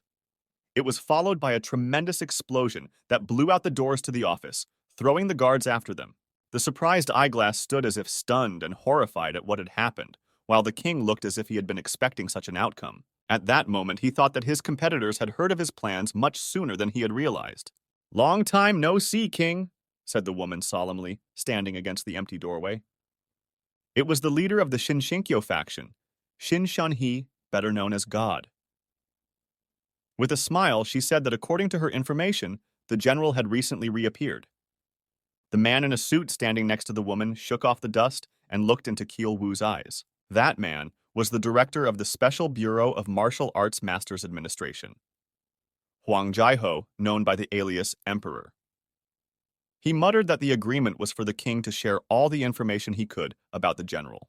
Wu Ahan stood by the window, looking thoughtfully at the night city. She reflected on her father and how it was still, as if the old man didn't believe she was Wu Yum's daughter. Suddenly, the general entered the room, apologizing for the girl having to wait so long for him. Akan turned around and looked at the old man. To her surprise, Jang-gun was dressed in the master's new, clean clothes.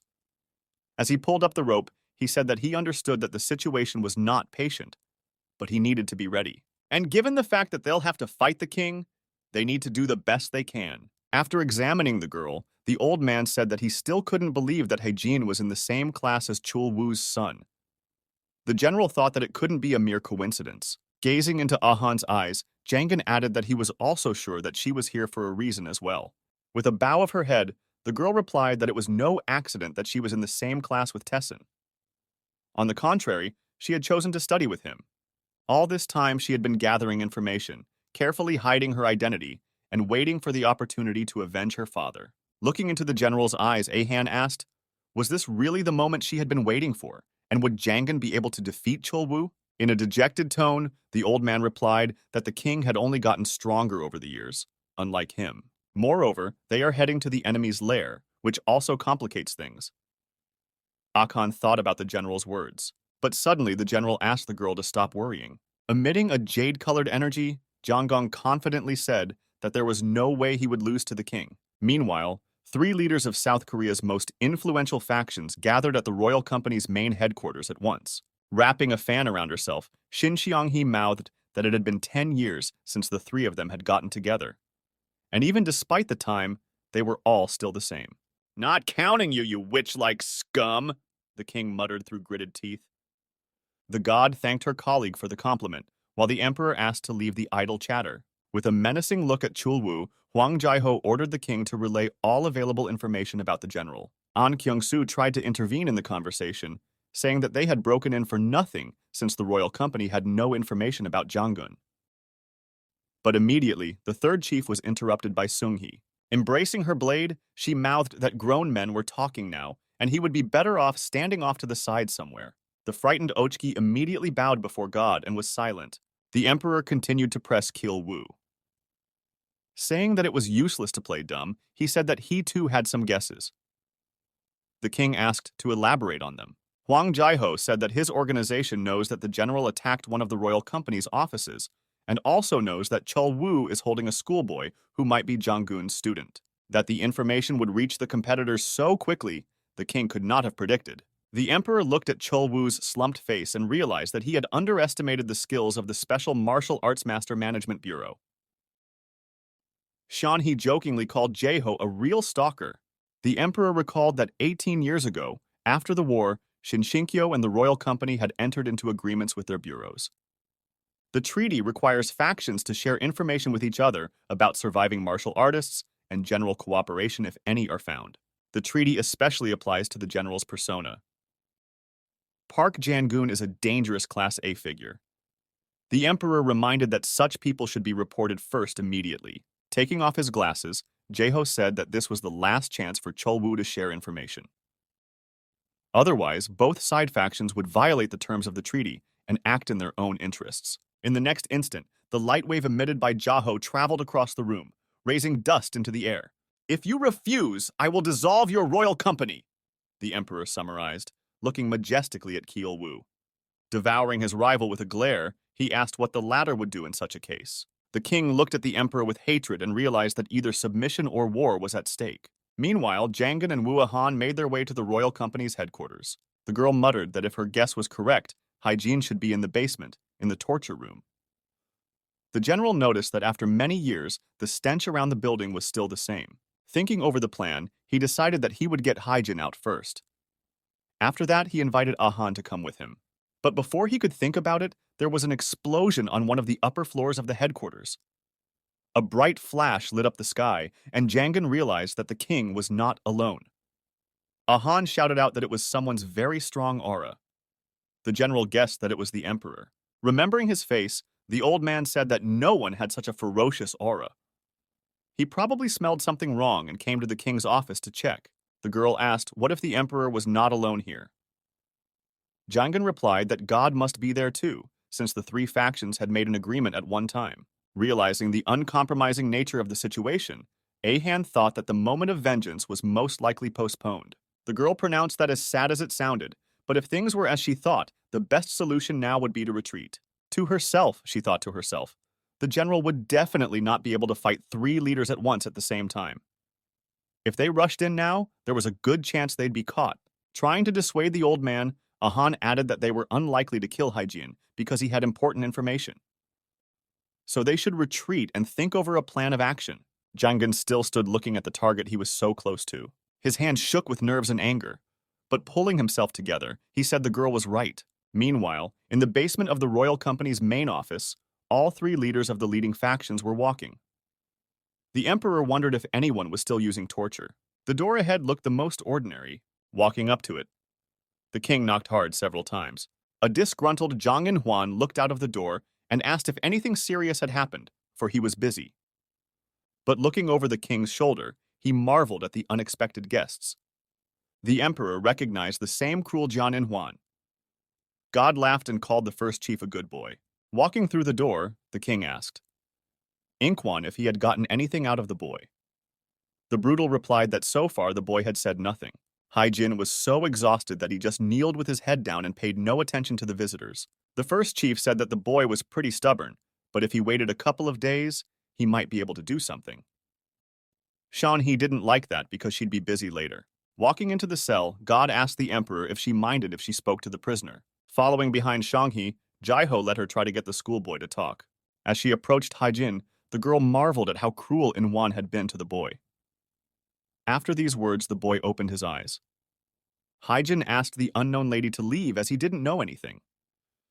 Shanghe looked at the schoolboy's face and noted that he was about the same age as her daughter, but had been through a lot.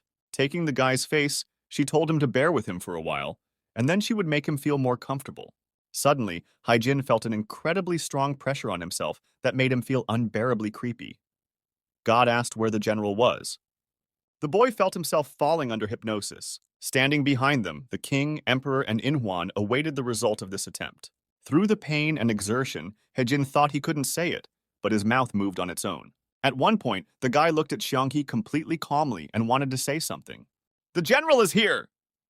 There was a sudden shout behind the backs of the visitors. Park Janggong was standing right behind them with a staff. The old man was breathing heavily and glaring angrily at the sworn enemies gathered in the same room. The stunned faction leaders looked around in fear, not expecting this turn of events. "Honestly, I didn't expect you to attack first. Did you think the king was here alone?" the emperor asked calmly. The general calmly replied that he knew about everything, but sometimes there are times when a true martial artist has no right to retreat. With those words, he looked into the eyes of the exhausted Haejin. After a moment, Janggong slammed his staff against the ground, forming a jade stream of energy. The old man then got into a fighting stance, preparing to fight against the three strongest men in Korea. "You dare to touch my student! Are you ready to get what you deserve?" the general angrily muttered. On the roof of the building outside the royal company's main office sat Ahan. The girl tried to move, but she was unable to do so. Recent events came to mind. After she had suggested retreating, the general had agreed with her, and then her body was bounded by an incomprehensible energy that prevented her from moving. Lowering the girl's body to her knees, Jangan told her to sit here and wait. As he left, the general promised Ahan that once he had dealt with the leaders and brought Haejin back, he would release her immediately. The girl asked why he did it. Jangan replied that he was tired of watching the young die for the sake of the old. Plus, if you're a martial artist, you can't give up or back down. The general stood alone in front of Haejin, surrounded by enemies. Haejin looked at the teacher, but the same teacher had her dress blocked by Shanghe. Jangan told his disciple to hold on, and then he would release him soon. At this moment, the king prepared to use the first phase of the emperor's rosary weapon. Charging his right fist with chi energy, Chol Wu swooped at the general with lightning speed, intending to carry out an imperial combat strike. Jangan used the first phase of the battle staff to repel the blow. With the demonic fire ability, he repelled the king's first attack. For his age, the old man didn't have such bad reactions. Chul Wu was furious. How could this decrepit bum dare to break into his lair, even alone against three of his best fighters? Deflecting the blow with his staff, Jangan turned around and kicked the king with his foot, knocking him back a few meters. Chol Wu didn't lose his balance and landed, breaking with his legs and arms. Looking back at Hayin, the general said that before he could release the boy, he needed to straighten out these guys. Such feigned pompousness infuriated the king. He shouted to his bosses to run to save the employees. Inhuan was upset because he too wanted to fight against the legendary general. But the king slammed his fists down sharply and shouted that he himself should deal with this old man. After that, Chul Wu looked over his shoulder at Brutal and threatened him with retaliation if he dared to interfere. "Oh, how he talks," frustratedly teased the first chief. Grabbing Kyung-soo by the neck, Inhuan walked towards the exit, saying that even God himself couldn't stop the king here. On the way, the third chief called for the guards. The emperor was quietly watching the fight. God said that this Chul Wu had always been a bit strange. The general looked at the king and noticed that he was as smug as ever. Unwilling to admit it, Chul Wu filled his right hand with red energy. This was his way of preparing to use the third phase. Jumping high, the king found himself high above Jangan, preparing to strike with both hands. Falling on top of the general, he began to launch lightning attacks with both hands, using the ability Ferocious Tiger Dominance. Jangan fended off blow after blow with his staff, noting that the king had grown considerably stronger over time. "Is that the best you can do, Grandpa? I've practiced endlessly for this moment," shouted Chul Wu fiercely. Swinging around, he reminded himself that this was revenge for a defeat 18 years ago, and prepared to strike harder. The old man calmly pronounced that the king was indeed great, but not without minuses. Swinging his staff, the general dodged and prepared for a counterattack. Directing a strike with his stick towards the king, Jangan used his sliding strike ability. Curving in an uncharacteristic trajectory, the staff struck Chul Wu's block. From the force of this attack, the king flew back again. However, this time he didn't fall, and within a second he was near the general again, counterattacking him. Jangan praised the king, saying that not everyone can withstand a blow of such strength. After planning his next actions, the general told Chul Wu to be ready to take on his full power. In response to another blow from the staff, the king once again placed a block in front of his face. But suddenly, Jangan leaped with his staff past the bulky man and was at his back. Looking back, Chul Wu saw that the old man had actually withdrawn from the battle. Instead of other opponents, the general pounced on the chains restraining Hayin. Throwing the boy's arm over his shoulder, the master asked the boy if he could stand. In response, the boy asked why Jangan had come after him, if it was his own fault for being caught. In response, the old man muttered that it was the duty of every teacher to protect his student. The road to retreat, as expected, was blocked by the king. Trying to find something in his robe, the general shouted that they would talk next time, but for now they needed to get out of here. At the same instant, Jangong threw a smoke grenade towards Chul Wu. After the check came off, the space in front of the king was filled with acrid smoke. Through that smoke with the boy in his arms, the general sprinted past the enemy, surprised that even after 18 years, the technique worked. The exit from the torture chamber was only meters away. But suddenly from the right, the fleeing master was suddenly attacked. Shanhe blocked their way. The old man hit her with a fan and hit her back with his staff. The girl shouted that it was unfair to use modern things. Standing not far from the exit, he added that although she didn't interfere in the fight, she couldn't watch her nemesis flee either. The emperor also agreed. To King Jiho, who had emerged from the acrid smoke, he told him that even though they had let him fight one-on-one, they couldn't let him go now. The general stood near the door, with the three leaders standing across from him. Sweating a little, he realized that it wasn't as easy as he had originally expected. Jangan asked Haejin if he could run, to which the boy replied that he seemed to be able to. "Fine," the old man said, and the boy realized that now he was really going to have to go on his own. In the same second, the general threw the boy behind his back in one fell swoop, straight into the doorway. Running to the door and grabbing the handle, Jangan shouted for the kid to run while he held off the enemies. The boy tried to detain the teacher, asking him to come to his senses. But the general, with a smile on his face, immediately closed the door. Facing his opponents, Jangan said that now he had at least done what he had originally wanted to do, and now they can fight for real. The general began to untwist his staff. Standing up in a fighting stance, he angrily muttered that if the factions wanted his life so badly, then let them try to take it away themselves. Stabbing his hand on the closed door, the boy called desperately for the teacher. At some point, realizing it was useless, the guy gave up, tilted his head, and cried. It was then that Haejin realized that if he acted normally, keeping his head down and not attracting attention, the general would be alive. At this moment, a voice behind him marveled that the boy had managed to escape, and noted that this old man was quite strong. Recognizing the familiar voice, the boy turned around. "Now that's my good fortune," Inhwan, who was standing there, muttered. He had two swords in his hands, looking playfully at the victim.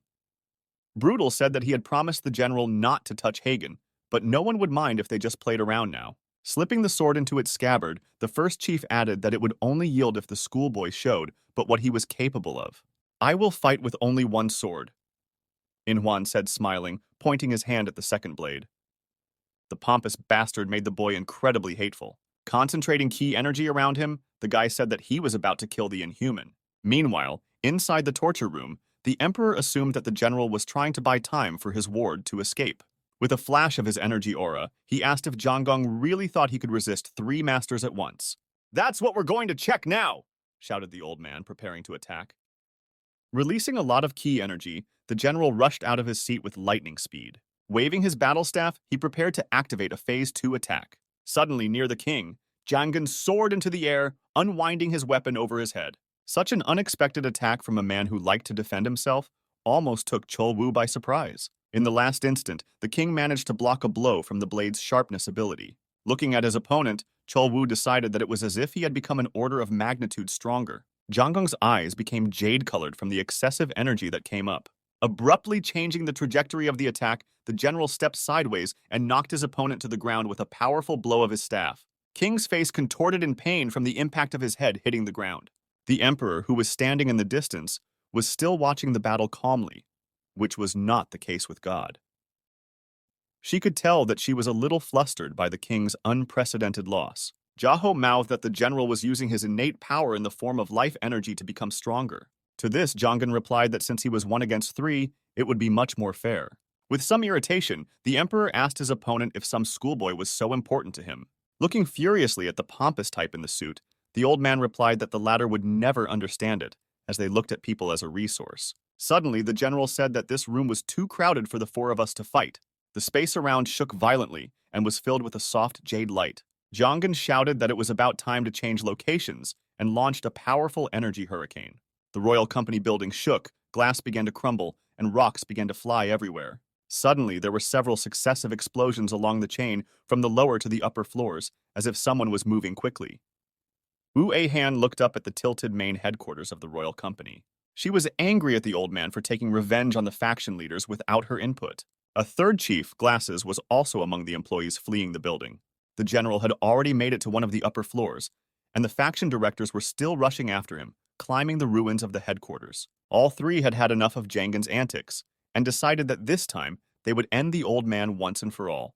Clutching his staff, the general shouted that now they would fight for real. Meanwhile, in the basement, Inhwan admired the crumbling ceiling, anticipating the destruction the craftsman had wrought on the surface. Offering no distractions, Cruel looked at her opponent and noted that he was not at his best at all, so he would succumb even more. The first chief would let Haejin go if he managed to hit him even once. At the same time, Inhwan promised to continue fighting with only one hand. Without answering the Punisher's question, the boy immediately made the first lunge forward. As expected, the much fresher Inhwan dodged with ease, laughing at his victim. In response, he chopped at Haejin's hands with his sword, ironically asking if the man couldn't even channel energy properly, surprised at such an obvious weakness. The boy grabbed his arm. Cruel suggested he still try harder, asking if this was what the teacher was risking his life for now. Calling his opponent's name, the boy threw himself at him with another attack. However, inwardly, Haejin calmed himself in every way possible. Looking at the annoying opponent, the guy realized that this type of guy was strong, and he couldn't be defeated just like that. Once again, the schoolboy missed and was cut in return. This time, a rather deep blade wound appeared on his left cheek. However, despite the physical superiority of the first chief, Hagen's hand is played by the fact that his opponent knowingly considers him weak. The main thing that is necessary in the fight with such an opponent: competently put his vigilance to sleep with his excessive emotionality. And as soon as Inhwan thinks his superiority is limitless and reveals his weak points, that's exactly where to strike. Meanwhile, a veritable battle of the Titans was taking place between floors in the royal company's main headquarters. The king answered the general's relentless attacks with his own counterattacks. Soon, the old man struck again with a stun punch from above, and Chul Wu in turn blocked this lunge again. But with each new strike from Jangan, the king was finding it harder and harder to fight back. At the same moment, Shanghi ran past the fighting masters, running to the rear of the general. Once behind, the girl used her hypnosis ability, ordering the old man to stop. The general succumbed to God's action for a moment, and that was enough for Cholwu to retreat. Just then, Jangan realized that finally the leaders had decided to join forces against him. With a powerful throw, he threw Shanghi away from him, thus getting rid of her influence. The girl pressed her back into the wall and glared angrily at the old man. At this moment, concentrating the energy in his right hand from behind him, the emperor suddenly approached the general from behind. Jangan realized rather late that he was being attacked from behind. However, the general had time to turn around and block Jiho's blow with his staff. Not trying to play tug-of-war classically, the old man instantly launched a counterattack after blocking the blow. Unfolding his staff, Jangan launched a swift attack into the side of his opponent. Emperor was forced to block the punch and step out of the clinch for a moment. The sleeve of his jacket appeared a little torn, almost to the elbow. The old man stared at his opponent in exasperation, trying to think of what he should do next. Fending off the endless attacks was already unbearably difficult. Chunks of reinforced concrete began to crumble from the upper floors onto the mini arena formed below. Then an idea occurred to the general, perhaps the last of the ideas that would help him defeat his opponents. Abruptly stepping out of the battle with the emperor, Jangan jumped up and flew several floors high. Jaiho saw the old man get into a fighting stance on one of the higher ground off to the side. Sweat was pouring from the general's face. It was fatal to continue fighting at such a frantic pace. All three of them were as strong as beasts, but Huang Jaiho stood out even among them. Even using his innate strength, Zhang Guang didn't leave a scratch on him. Looking at the city around him, the old man sighed heavily. His innate strength was slowly coming to an end. His arms were starting to go numb, his legs if he could hold his body up. If he continued to absorb this energy, he was finished. The faction leaders eyed the general sitting on the wreckage and tried to anticipate what he would do next. The emperor realized that their enemy had almost no strength left, and in any battle of attrition, the old man would definitely lose. Realizing that a desperate move was coming, Jaho warned his companions that something out of the ordinary might happen now. As soon as he said that, a dark jade light instantly enveloped the space around Jangan. The general waved his staff, creating a hurricane, and seemed to be preparing something special. This is the only way I have a chance to win, the old man thought, building up the energy around him. After a few moments, he used the slashing technique. No one present had ever experienced this ability before. All three masters were instantly enveloped by that powerful energy aura of the general. Then the old man swung his staff once more. His eyes blazed with both rage and a last hope. Immediately after dissection, Jangan activated the iron armor ability. A few seconds later, a monumental pillar of energy rose into the sky, turning into a hurricane that devoured everything around it. The strength of this typhoon was so great that in a moment, it made a hole in the building from the inside and rushed out. The powerful jolt was like the aftermath of an earthquake, and Inhuan lost his balance for a moment. Haejin, who was still on his feet, noticed this. In that second, he realized that he might never have a better moment. Spreading out, the schoolboy went into the flank of the blundering Cruel. After a moment, the first chief realized that he had lost sight of the little rascal, who still had no intention of dying. At a dangerous distance, Inhuan tried to avoid the blow by turning his body away from the trajectory of the attack. But at that point, it was too late. There was a huge hole gaping in the Royal Company building, from the first to almost the last floors. Debris of concrete and iron, flying several dozen meters, collapsed into the well formed in the center of the structure. A gray-haired man sat on one of the large debris, trying to catch his breath. With his last strength, he tried to rise from his knees to his feet. At that moment, the general realized that he had seriously underestimated himself. But suddenly, a voice came from behind the old man. A voice praised Jangan, saying that with the use of life energy itself, his power exceeded all expectations. Behind the general stood the king, god, and emperor. All three of them were bloody, wearing tattered clothes. Jaiho said that even two of them would be too much for Jangan to handle. Standing with a bloody hand, Chalwu cursed the old man for what he had done to him and his staff. Looking at the general with haggard, embittered eyes, Sayanhi wailed that her favorite dress was torn because of him. Jangan was still desperately trying to get to his feet, but he was failing. Even with the aid of a staff, I couldn't get up. Looking at the exhausted, weakened opponent, the emperor summarized that the old man's strength was running out. Walking up to the general and extending a hand charged with key energy towards him, Jaiho said it was time to call it a day. Some time ago, in the basement of the same building, another battle was similarly coming to an end. Throwing his arm forward, Haejin landed a powerful punch to Inhwan's jaw and threw him to the other end of the hallway. In flight, Cruel's eyes seemed to stop giving signs of life. A second later, the first chief's body collapsed to the floor with a clatter, and Haejin fell down beside him without strength. Relieved that he had finally made it, the boy heard a cry of pain in front of him. Looking up, he saw that not only was the torturer not dead, but he had not even lost consciousness and was now sitting across from him, holding his head with his hand. Trying to stop the blood flowing from his eye, Inhwan asked with a smile, wondering if the kid had been waiting for the moment to strike all this time. And he hit him with all his might. Looking at the schoolboy trying to get to his feet, Cruel continued to laugh, saying that if Hagen would have hit even a little harder, and then he would have definitely killed him. The boy's hands shook from lack of strength. There was no physical strength left to continue the fight. But raising his arms in a fighting stance, the kid mouthed that he still had willpower left. "Let's see who's who!" shouted Haejin, glaring fiercely at the enemy. But then Inhwan asked why they should continue the fight, which caused a stupor in the schoolboy. Cruel reminded the boy that he had promised to let him go if Hagen hit him even once. Getting up from the ground, the first chief asked the boy if he really wanted to fight to the end.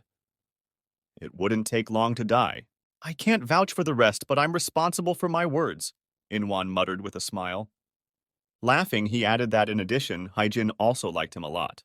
Picking up the swords from the floor, Cruel told the boy to get the hell out of here and they'd have a lot of fun next time. Pointing his finger in the direction of one of the corridors, the chief added that there were old men fighting there, and through that exit the guy could leave the building. As soon as Inhwan said that, the wall behind him instantly became covered with dozens of large cracks. In the next second, hundreds of large and small fragments of concrete rained down on the guys. When he looked at the hole formed in the place of the door, Cruel got upset and said that it had happened at the wrong time. A picture of the battle between the general and the rest of the masters came into view. The old man's back was all torn up, with blood flowing profusely in many places. Haejin stared at the teacher in horror, amazed at the state this once strong and healthy man was in. With a shout, the boy rushed toward Jongun, who noticed the boy out of the corner of his eye. But Inhwan immediately grabbed the schoolboy's neck, telling him to calm down, because his teacher was dead anyway. If the boy ran over there, he would risk getting killed himself. Cruel offered to stay in a safe place and observe what was going on. The emperor appeared on the dais. Turning to the general, he said that he had surprised him greatly. "You have exceeded all my expectations. Even after absorbing so much life energy, you still have the strength to fight back," Jaiho said admiringly. The king, who was standing behind him, shouted that now the old man was definitely finished. God, revealing the fan, noted that it had now become too weak to fight back. "Let's finish him off with this blow." Raising his hand, the emperor said solemnly. Holding his hand to his punctured stomach, the general groaned, trying to gather strength for a last defense. Raising his staff with one hand, the other covering his wound, Jangan hoped that at least one of his enemies would take at least one of them with him to the other world. Their forces were originally not equal, but now the superiority was painfully colossal. All three of them broke from their seats at once and attacked the general. In response to the faction leader's blows, Jangan tried one last time to put up a block with his staff. The final moments of this legendary battle were coming to an end. But suddenly, the emperor abruptly changed the direction of the attack. He dashed past the injured old man without hitting him, given the chance. Jangan instantly assessed the situation and realized where Jaiho was headed. The emperor was rapidly approaching Inhwan, who was holding Haejin by the neck. Applying the dragon strike, he was ready to kill the boy with one blow. But in the next instant, at the place where Haejin and the emperor were, a huge jade pillar of energy burst into the sky. The schoolboy's face was splattered with scarlet blood. He was staring horrified, staring straight ahead. Opposite him stood the general. From behind, the emperor's hand slammed into his back. The blow was so strong that it pierced his spine. The master's body weakened. Haejin still couldn't believe what had happened. The emperor, without changing his expression, muttered that he had originally counted on the old man running here to save the boy. And as it turned out, he was right. The general lowered his eyes and spat the blood that came to his mouth. His mouth was practically unable to move. Was this really the end? His eyes were slowly beginning to darken. It looked like he hadn't had the best life. Suddenly, Haejin called out to the old man. Jangun slowly looked up. He looked into his student's fear-filled eyes. He had already seen such horrors at such a young age. Still, there was something he wanted to do towards the end. Reaching out 2 fingers, he touched the boy's chest, and some jade energy flowed into his body. Hayin, live! The mentor spoke softly. Tears came to the boy's eyes. What was he to do next? Where to go? Who would he turn to? At that second, the emperor threw the general's body behind his back. Throwing him with all his might into the wall, Jiho continued to stand nonchalantly with his bloody right hand. The general's assassination is complete, he solemnly stated. The boy looked at the teacher's body in horror. He was overwhelmed with emotion. A nervous breakdown was approaching. Unable to stand it, Haejin screamed, trying to get out of Inhuan's arms. As he passed by the boy, the emperor said that the student should be killed as well. At that second, he squeezed the student's organs with his energy. The impact was so strong that blood came out of the guy's mouth at the same second. A moment later, Haejin's body fell breathlessly to the ground. As he left, the emperor added that today's catch had been quite good. Pausing for a moment, he ordered everyone to clean the place up. After that, Jiho leisurely headed towards the exit of the room. Standing in the center of the resulting ruins, the king looked around at the destruction and had no idea how much money it would take to rebuild the building. Standing up from the concrete block and curling up her fan, Shanhee swept it up. It wasn't as interesting towards the end anymore. Saying that she would go too, the girl left. Meanwhile, Inhuan looked sadly at Haejin's corpse. Kicking the boy's body, he thought that this schoolboy was quite capable. Too bad he'd chosen the losing side. Well, it can't be helped, the first chief said with a change of mood. After calling the royal company's services on the phone, he summoned people to dispose of the corpses. That night, outside of town in the woods on one of the hills, work was in full swing. A sanitation team of several men was digging one large grave somewhere in a thicket of trees. Looking at the body bag, one of the diggers asked his partner if the famous general had died so trivially. He went from boss to emperor, and what in the end? As they talked over each other, one of the orderlies asked who the type in the second bag was. The familiar explained to him that this boy was a pupil of the general, who had come running to rescue this schoolboy and died. Grinning, one of the gravediggers said that that kid was too young and just picked the wrong teacher. Meanwhile, Haejin's stomach began to glow as he lay in the bag. An aura of jade energy appeared where Jonggun had touched him before he died. Suddenly, the energy cloud made a ki surge outwards, and in the area around the location of the heart, jade energy streams appeared one after another. After a moment, the kid suddenly let out a sound like a sigh or a low wheeze. The diggers noticed a sudden movement in the body bag, much to their surprise. Approaching the body with a shovel at the ready, one of the gravediggers irritatedly said that the emperor, as usual, couldn't finish anything properly. All he knows how to do is cause trouble! The orderly shouted in rage, bringing his shovel to finish off the waking boy. But then a blade suddenly flew out of the forest thicket towards the gravediggers. As it flew close to the digger, the dagger split the shovel in two, startling the attendant. The knife stabbed into a tree nearby and drew the attention of the entire group. An unknown girl suddenly came out from behind a tree. Holding a blade in her hand, she asked the ringleader who she was and asked if the young man in the sack was still alive. Grabbing a black sword from behind her back, the girl mouthed that she wouldn't let that boy die at the hands of those diggers. With a glance at Hayin, she said she would take him with her. Glaring angrily at her opponents, the stranger decided there was no turning back for her. The workers grabbed their shovels from the ground at the sight of the approaching sword-wielding girl. One of them shouted in panic that someone had ratted them out. The squad leader ordered his subordinates to come to their senses. After all, it was just a woman in front of them.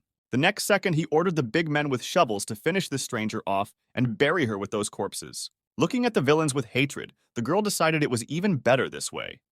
That way, no one would remember her face. A few moments later, Hayin ran alongside each of the orderlies at lightning speed, slashing them with her sword in the process. Stopping behind the backs of the big men, the girl thought it was easier than she had imagined. Just then, the bodies of the diggers fell one after another. This scene horrified the squad leader. Sheathing his blade, he pointed it at the stranger, panicking as he asked who she was. At the same time, Wuahan walked up to her opponent and concentrated ki energy in her left hand. With a run, the girl struck the gravedigger in the jaw with her fist. The group leader recoiled from his attacker, spitting blood through his teeth. In the next instant, Hayin had her sword in both hands, preparing to end the short bout. Lightning fast, using the 4 seconds pure stream technique, she activated the water stream ability and chopped the rogue. A moment later, the gravedigger collapsed on his back with no sign of life, and Hayin ran toward where the body bags lay. Running to the spot, she began unzipping the bag, praying that Haejin was alive. In the bag, the girl saw a terrible picture. Her classmate was lying on his back. All his clothes were bloody. His face and hands were bruised. In the center of his chest, an unknown aura of greenish color was swirling. Overwhelmed by what she saw, Ahan stated that he was very seriously injured, but still alive. Taking a closer look at the jade energy, the girl assumed that the guy had stayed alive thanks to this aura. Piling on Hagen's uneasy body, she decided she would figure it all out later. But for now, it was time for them to get out of here. Looking at the general's body bag, Ahan thought she should get him out of here sometime too. But at that moment, a radio conversation was heard behind me. The surviving squad leader was relaying information to the main office. Lying in a pool of his own blood, the group leader reported that they were under attack and needed reinforcements. They radioed that help was on the way. Akan walked toward the gravedigger. At the last moment, he cheekily asked the stranger if she knew who she was messing with. A second later, the girl kicked the leader of the squad in the face, smashing his head. The creepy guy dropped dead without any signs of life, dropping the phone. Akan crushed the device as well. Angry that there was definitely no way to retrieve Jangan's body now, the girl hurried to flee the scene as quickly as possible. Before leaving, she took one last look around and looked at the remaining bag. Mentally saying goodbye and apologizing to the general, Ahan hurried to safety.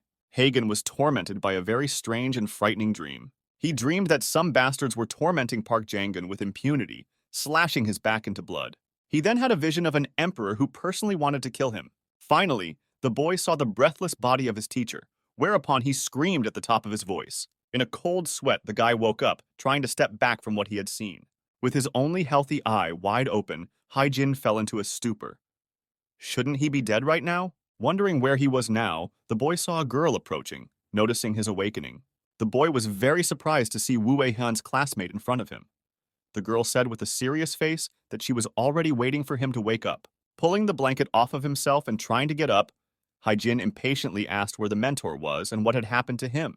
At that moment, the boy was taken by Ahan's hand. Seeing the growing panic in the young man's eyes, the girl said she realized he was confused. Looking sternly at her classmate, Ahan told him to calm down, and then she would explain everything to him. In that instant, Haejin had already realized that everything he had just dreamed was not a terrifying dream, but a bitter memory. In the next few minutes, the girl told how all the events looked from her side. From her words, when the general touched the boy, everything was already over. With a dejected look, Ahan said she was able to follow them to retrieve the bodies. But she was only able to save Haejin. And in the end, I couldn't do anything but watch again, sadly said the girl. She also added that when she first saved her classmate, there was still a trace of the general's energy burning in his chest. From her words, Jangan used the last remnant of his life energy to save Haejin. After saying that, the guy sadly touched his chest. Summarizing, Ahan said that now the guy just has to appreciate his life. Leaning over the bed, the girl suggested that her classmate just forget everything that had happened and run far away from here. Turning around, she advised Haejin to leave martial arts behind and start a normal, quiet life. If he needed help with his new identity, Ahan was willing to help with that. Thanking his girlfriend for her help, the guy said he wouldn't need any help on the run. Ahan looked unhappily at Haejin, who was once again willing to risk his life. Alternatively, the boy said that if the girl wanted to avenge her father, he was willing to help her do so. Furious, the girl asked the kid if he had listened to her at all. The classmate replied that the teacher was the only adult who cared about him. Haejin remembered how he had helped this old man, though he could have just walked by and not paid attention. And it was Park Jangan who opened the boy's meridians and taught him martial arts, thanks to which he was able to stand up for himself for the first time. And at the end, he also gave the rest of his life away. Smiling, the boy told Ahan that she knew he wouldn't hesitate long, and now he simply has no other choice. There's no other way to do it.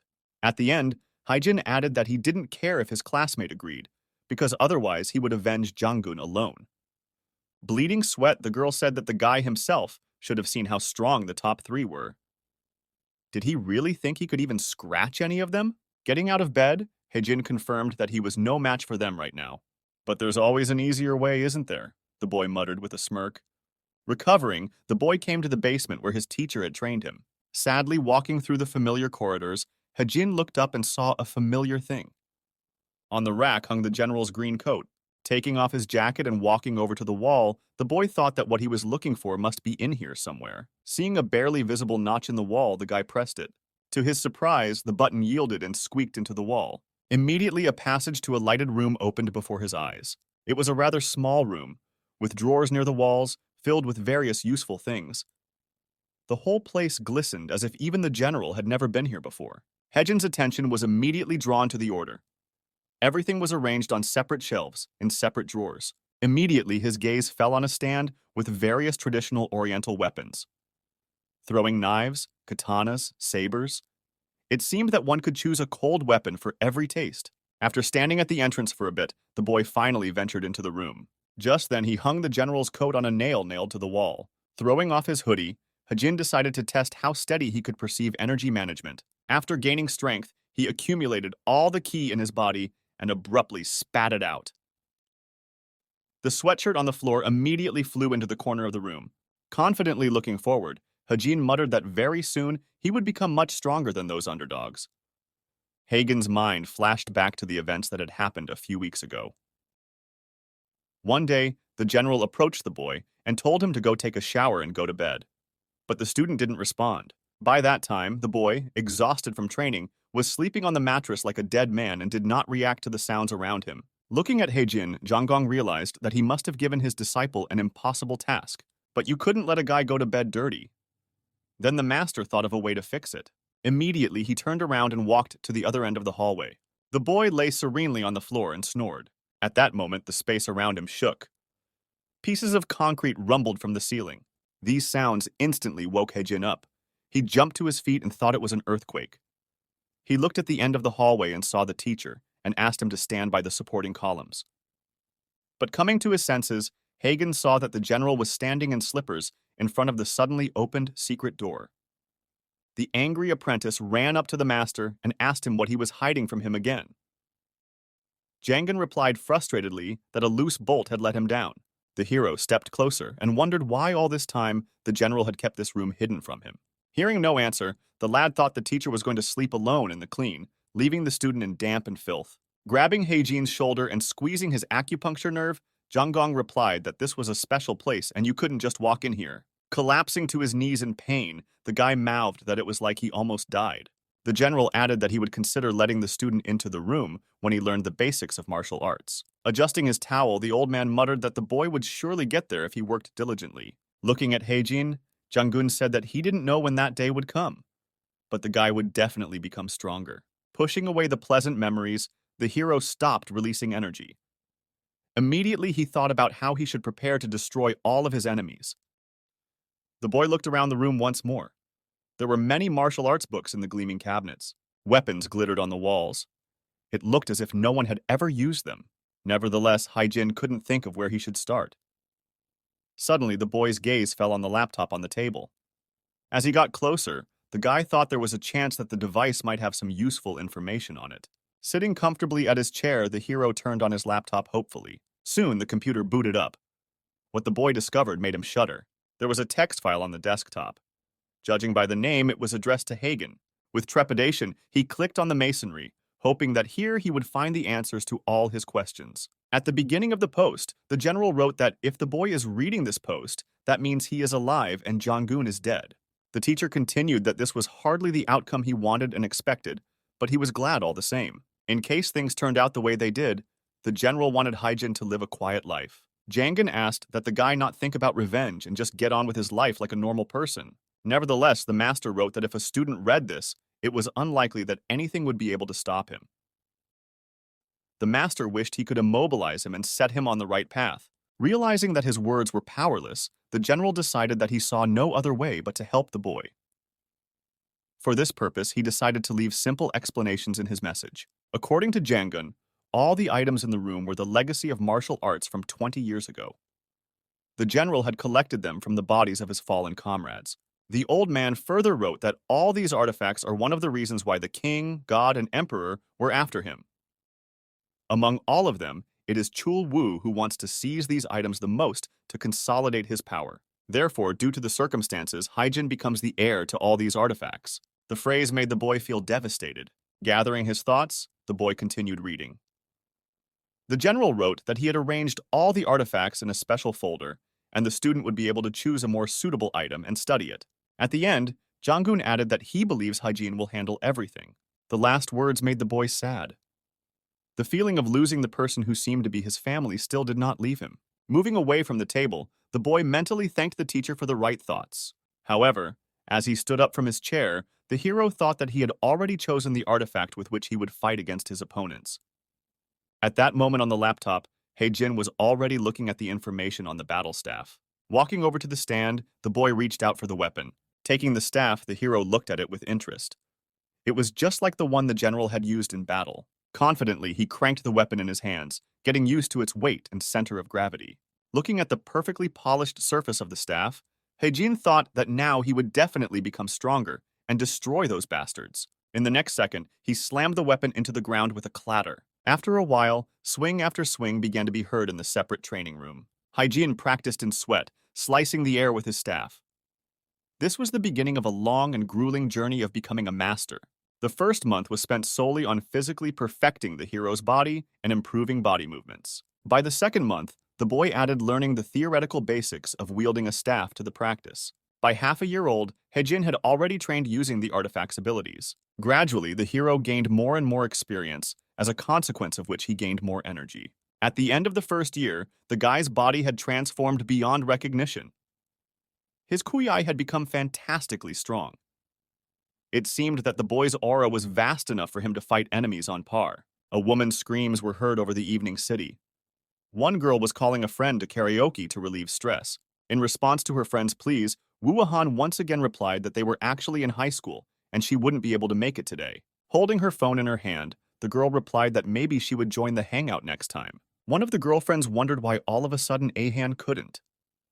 Another girl whispered that their classmate finally had a date tonight.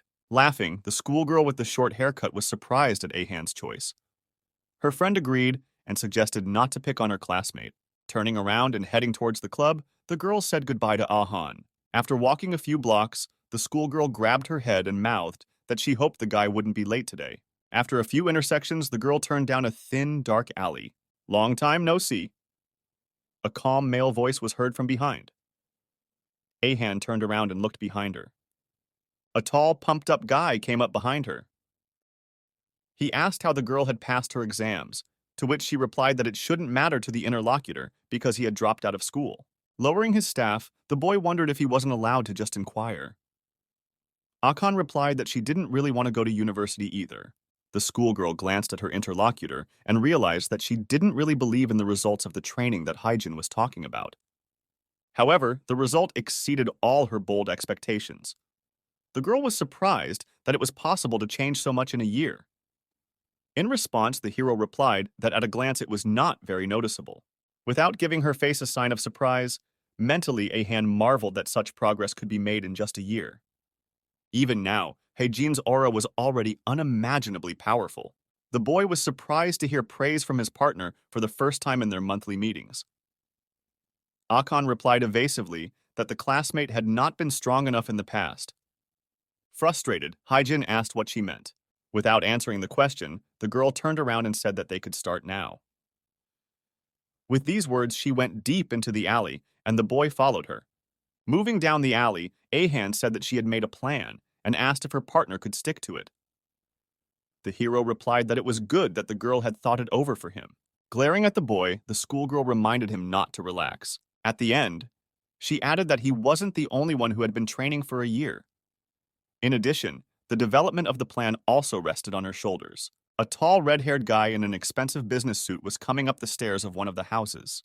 It was Wang Tessin. As he looked around the room, he wondered why Ahan had suggested he meet on the roof. For a second, the prince thought that some kind of course was being held here. Whistling the song, Tessin walked up the stairs, thinking that surely a year of hard training must have helped the girl, and now she had just decided to call an old friend over for coffee and a chat. Swinging open the double doors, the prince shouted, calling out to Ahan.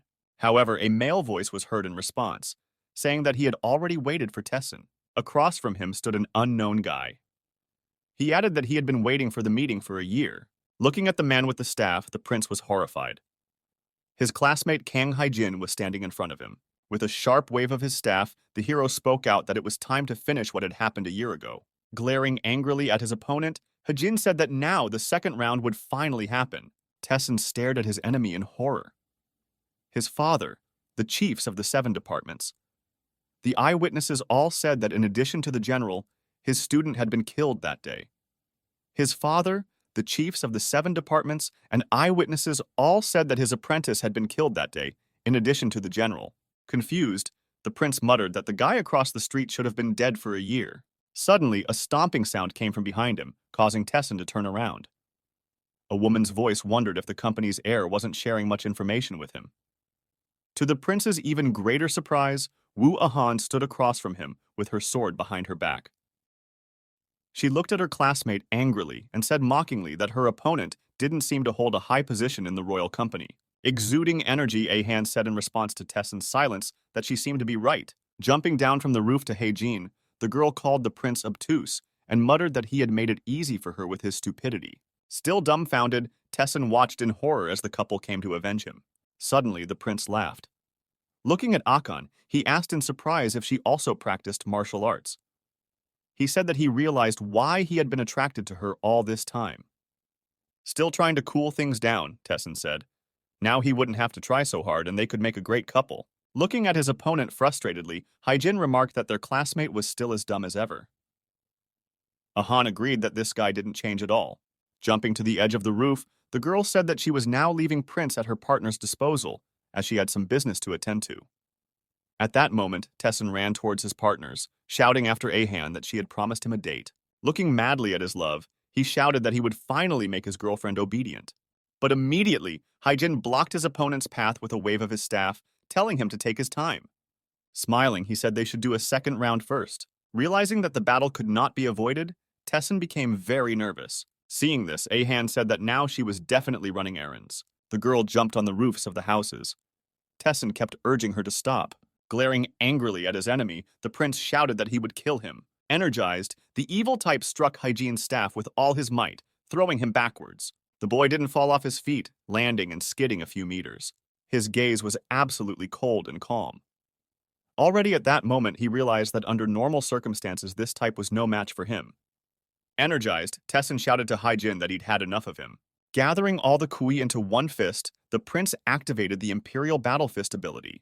At the same instant, he snapped out of his seat with lightning speed. Tessin hoped to attack his opponent's head as suddenly as possible and end the fight with a single blow.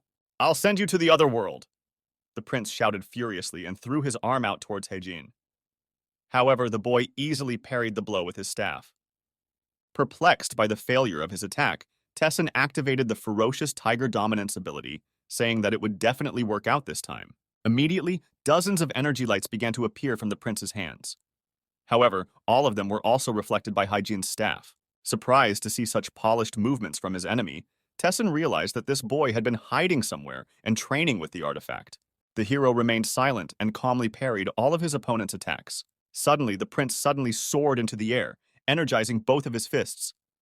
Focusing on the target, the bulky man folded his palms, accumulating a charge of ki. In flight, he thought, "This stick is messing things up for now."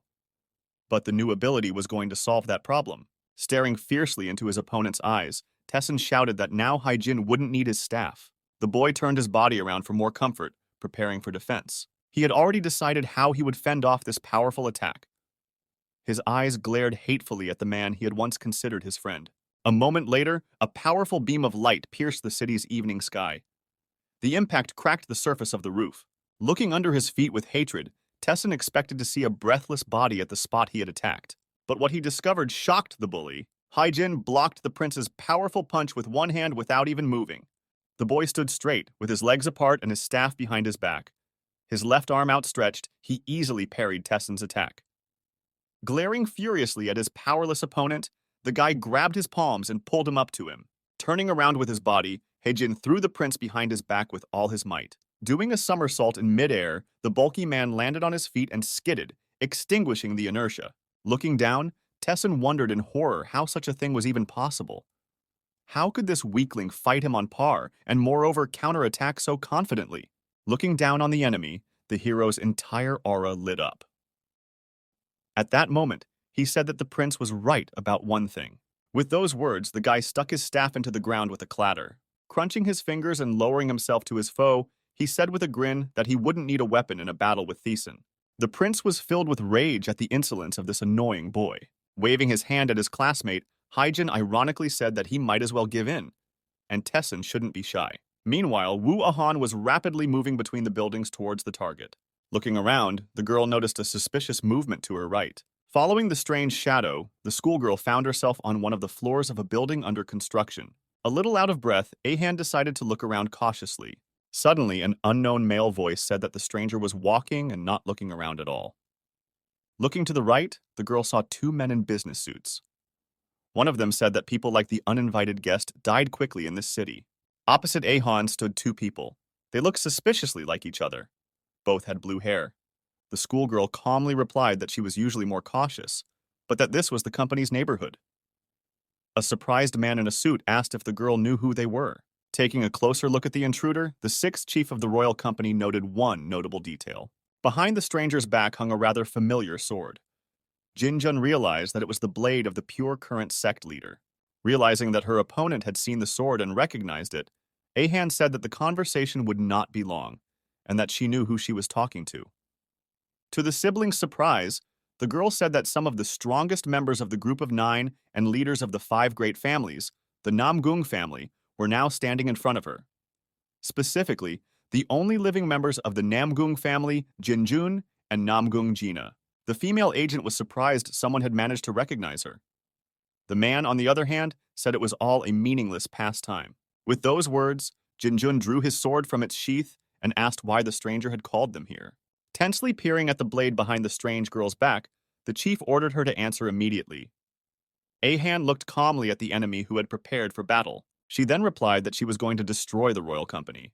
To the surprised looks from Namgung's siblings, the stranger immediately replied that she needed help from within to do so. Glaring angrily at her enemies, Ahan asked if they were willing to cooperate with her.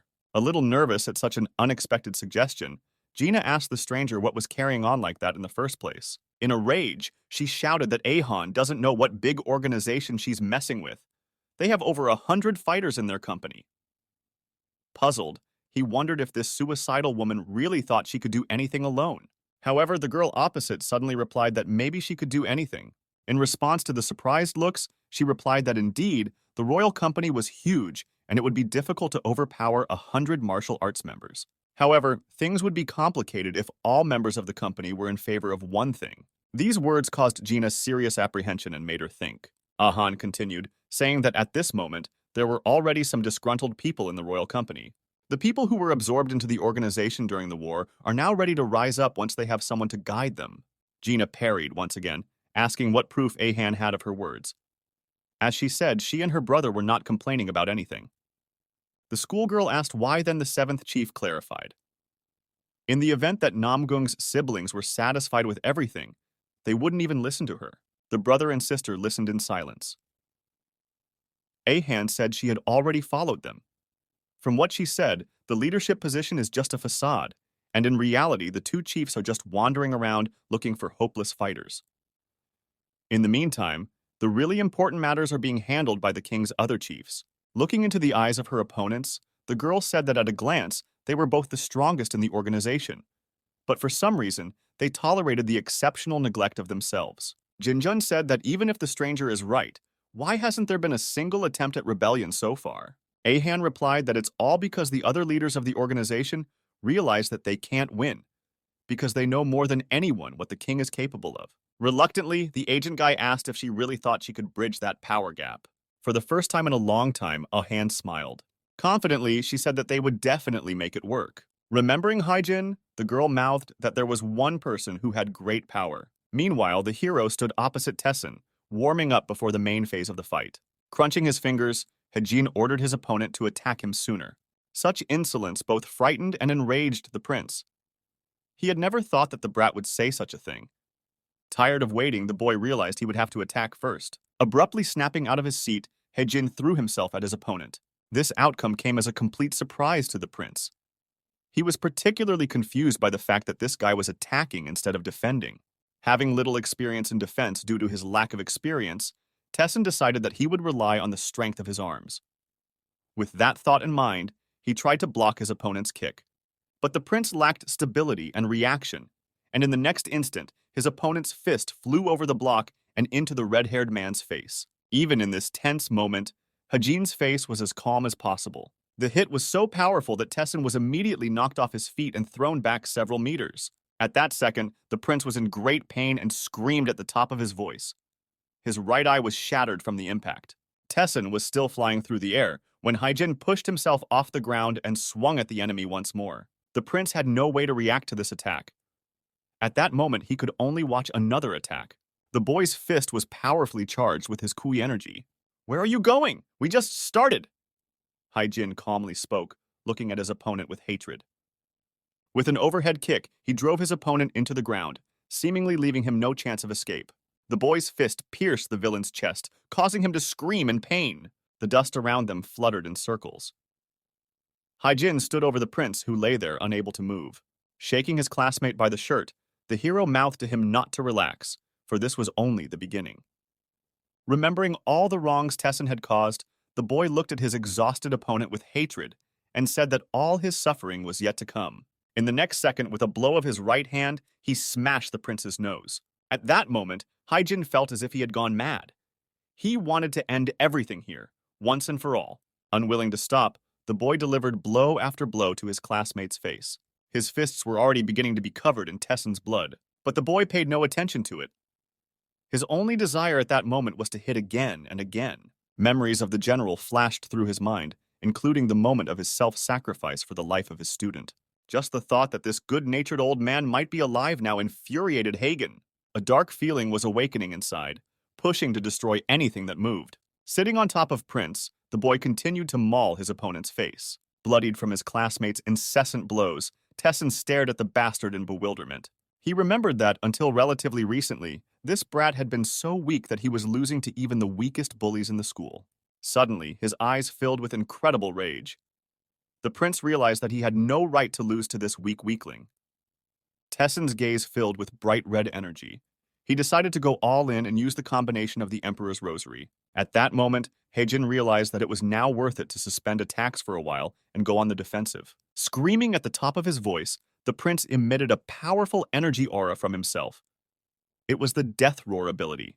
The brightest light from this explosion illuminated the nearby neighborhoods and awakened many people. This momentum strongly threw Hayin back a few meters. Looking furiously at his classmate, Tessin muttered that he was the successor of the royal company, and he would be the one to rule the entire underworld of the country.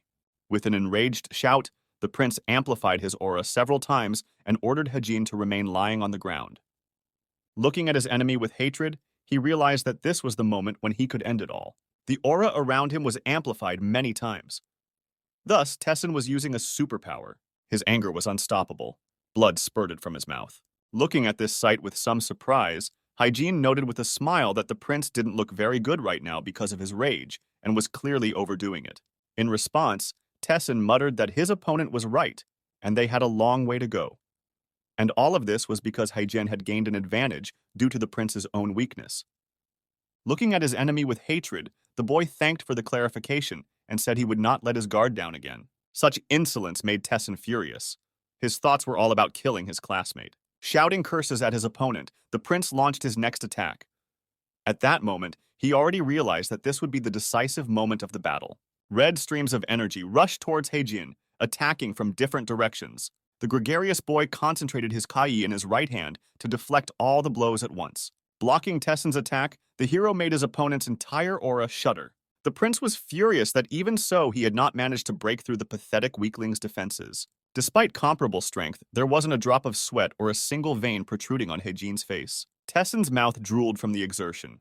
He realized that he could not overpower his enemy. Noticing this, the prince decided to further strengthen his aura by using some of his life force. However, a moment later, Haejin made a sharp maneuver and broke through his opponent's defense with a new attack. The impact dispelled Tessin's aura and threw the royal company heir high into the air. On the flight, the prince was puzzled. How could this brat make such powerful progress in such a short time? The prince looked into Haejin's eyes and realized that that smarmy face had always pissed him off. In his eyes, the image of the same boy who was beaten with impunity in the back alley every week came back to him. Thinking this, Tessin began to lose consciousness. In the next instant, the prince's body fell heavily to the ground, once again raising dust all around. At that moment, Haejin was already slightly tired.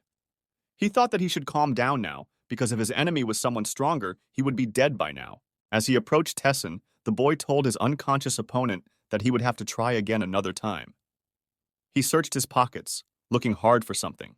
Fumbling for the rectangular object, the boy pulled it out of his classmate's jacket. In his hands, he held the prince's cell phone. Examining the device, Haejin realized that it surprisingly had no password on it. Opening the contact list, the boy scrolled through the phone numbers. Stopping at one place, the boy finally found Tessin's father's number. At the same moment, the image of the director of the royal company surfaced in his mind. Immediately, he muttered that Wang Chul-woo didn't have long to wait. At that moment, Haejin thought that although he was strong, he should actually leave this place as quickly as possible. Still, even though he'd chosen an inconspicuous spot, he'd still made a terrible mess of the place. Taking the staff in his hand, the boy decided that right now he had better get out of here before anyone came to help. Right. Phone taken, weapons taken, Wang Tesang taken, Haejin muttered, making sure he hadn't forgotten anything.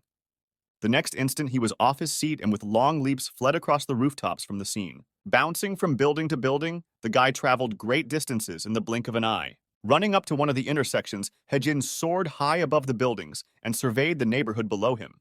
Out of breath, he wondered with a tired look what this little Ahan was up to and what her plan was. There was not a soul in one large abandoned factory. Nevertheless, the gates of the workshop premises were partially ajar. A small shadow swept across the moonlit ground toward the hangars with lightning speed. Extinguishing the inertia, Haejin deftly landed on the ground next to the gate, holding Wang Tesang's motionless body on his shoulders. Taking a breath, the boy looked around for his partner. Realizing he was alone, the boy decided that Ahan was still late. But then from behind her, a familiar female voice spoke out that she hadn't expected to see Haejin so soon. Seeing Wu Ahan in front of him, the guy asked if she had succeeded in realizing the plan she was preparing. In response, the girl mouthed that she had done her best. Looking at the prince's body, the partner praised Haejin for a good job. The allies headed for the workshop building. On the way, the guy said that he was nervous at first after Ahan said that Tessin had gotten stronger too. But as the battle progressed, he realized that wasn't true. The girl replied that she had exaggerated on purpose, just in case. Saying that even a tiger could be bitten by a rat if he wasn't careful, the girl held out red chains to her partner. The boy immediately recognized them. Ahan looked gravely at Tessin, then at Haejin, and said to bind the prisoner tightly. In the abandoned shop building, the loud clanking of chains echoed throughout the room. Finishing the last weave, the guy mouthed that he was finally done. They placed the prince against a concrete pillar and tied a chain around him. The girl explained that this special chain would absorb ki energy. So when Tessin came to his senses, he wouldn't go on a rampage. Haejin replied to his partner that he was already very familiar with this type of shackles, recalling the period of his imprisonment in the basement of the royal company. Pulling himself away from the bad memories, the guy asked the girl what they were going to do next, and if it wasn't time for her to tell the whole plan she had come up with. After thinking about the proposal, Ahan agreed that she really had nothing to hide from her ally. She decided to tell the whole plan from beginning to end. But at this moment, she was interrupted by a loud cough from the suddenly awake Wang Tesang. After looking around frightened, the prince asked where he was. When he saw Kang Haejin's face in front of him, he immediately shouted furiously that he would definitely kill him when he was free. But after trying to use his power, Tessin quickly realized that it wasn't that simple. He immediately discovered that he was shackled in red chains that blocked the circulation of ki in his body. Rubbing his hands together, Haejin was surprised that the bastard had awakened sooner than he thought. Looking at the sight, Ahan said she would only tell the whole plan when they were alone without any extra listeners. The girl asked if her partner had taken his cell phone from Taisan. Haejin took the device out of his pocket and said that the king's number was recorded here. But unexpectedly, Ahan asked for her phone number so she could text Chul-woo that they were holding his son, Tae-sang, hostage. The two guys were stunned by this request. However, when the boy gave the device to his partner, the prince suddenly said that no one could control his father with that kind of threat. At Haejin's question as to why now, the girl asked urgently to shut Tessen's mouth. Dialing a number on the phone, he put the device to his ear and waited for an answer. The humming sound echoed through the absolute silence of the factory premises. After a few seconds on the other side, the king picked up the phone and nervously mouthed that he was busy and asked his son what he needed. After waiting for a while, Ahan calmly said hello to the company director. This unexpected voice made Chul-woo very suspicious. He asked who he was talking to which the unknown woman replied that it wasn't important right now. Continuing, the girl said that what was more important now was that the heir to the head of the Royal Wang Tessen Company was being held hostage by them. After that, in the background, the father heard his son's pleas for help. With a twitching hand, Chul-woo asked the stranger if she needed money for his son to be released. The strange girl replied that unfortunately, it wasn't about money. Confidently, Ahan mouthed that she needed the king to personally engage in a one-on-one battle not for life, but for death. Continuing, she told Chul-woo to come alone at 12 o'clock at night to her appointed place. In exchange for consent, the girl promised to let Tessen go. However, if the king came accompanied by guards or anyone else, she would not guarantee the young heir's safety. At the end, she asked the principal in an ominous voice what he was going to do. After a few seconds of silence, Chul-woo lightly chuckled. He irritably asked the stranger if she really thought such a cheap trick would work on him. When he heard the silence, the king said that it was not his company's custom to show mercy to those who had lost, regardless of whether that person was a friend or a stranger, and that included Wang Tesang. Through the phone, the prince could hear his father resenting his weakness. The king was furious that his son had not only lost the battle, but had allowed himself to be kidnapped, which meant that this pathetic underdog had no right to be saved. Still, with a smile, Tessen told Haejin that he had warned them that such threats wouldn't work with his father. Summarizing the conversation, Akan calmly asked her opponent if it was possible that he would not come. In response, the king, to the general surprise, said that everything would take place. As he stood up from his chair, he mouthed that despite the threats, he was not going to avoid the fight. Chul-woo also added that he would have accepted the fight even if he had just been summoned without any such stunts. The king then said angrily that he would come at a specified time to a place sent to him by a stranger. At the end, he shouted loudly that he would make the insolent girl regret daring to attack him. As soon as he finished saying that, Chul-woo hung up the phone. There was silence in the factory building for a while. After a few seconds, Ahan said that everything was going according to plan so far. Looking at her partner, she asked if she could ask Haejin to come out to fight against the king. The boy replied without hesitation that the director of the company could be left to him without a problem. Satisfied with that answer, the girl turned around and said that in that case it was about time to start the preparations. Warm sunlight oozed through a hole in the roof, illuminating the abandoned factory building. From below on the ground, Haejin was silently meditating, emitting energy from his entire body. At that moment, he didn't think about what had happened to him a year ago and tried to focus his thoughts on calm. A couple levels down, Wu Wei-han was sitting at a table. She was holding the guy's battle staff and wiping it with a special agent. Since there was nothing to cook with, the partners ate cooked food like onigiri. In between training sessions, Haejin would snack on these rice triangles. At one of those moments, the boy looked up at Tessen. The prince, sitting alone in the distance, was constantly either asleep or sitting with his head down. This time, it became difficult for Haejin to look at his exhausted opponent. He walked toward Tessen with loud steps, causing him to wake up instantly and raise his head fearfully. Across from him, chewing onigiri, a classmate stood silently. Suddenly, the boy lowered himself to his feet in front of his opponent, causing the prince to question. Before Tessen could react, the chains that bound his hands broke in the next second. The uncomprehending type sat there watching the shackles fall from him as Haejin suddenly threw 2 onigiri into his hands a moment later. Silently inspecting the prince's face, the guy turned around and headed back to the table. At that moment, Tessen felt that he was being treated like a dog. This made the young heir very angry. However, after realizing that there was nothing he could do against Haejin right now anyway, the prince gorged himself on the food with relish. This picture, however, gave the hero sad thoughts. Ahan, who was watching the scene with interest, also did not utter a word. A short time later, it was evening again in South Korea. Haejin stood not far from the abandoned factory building, with a telephone in one hand and a staff in the other.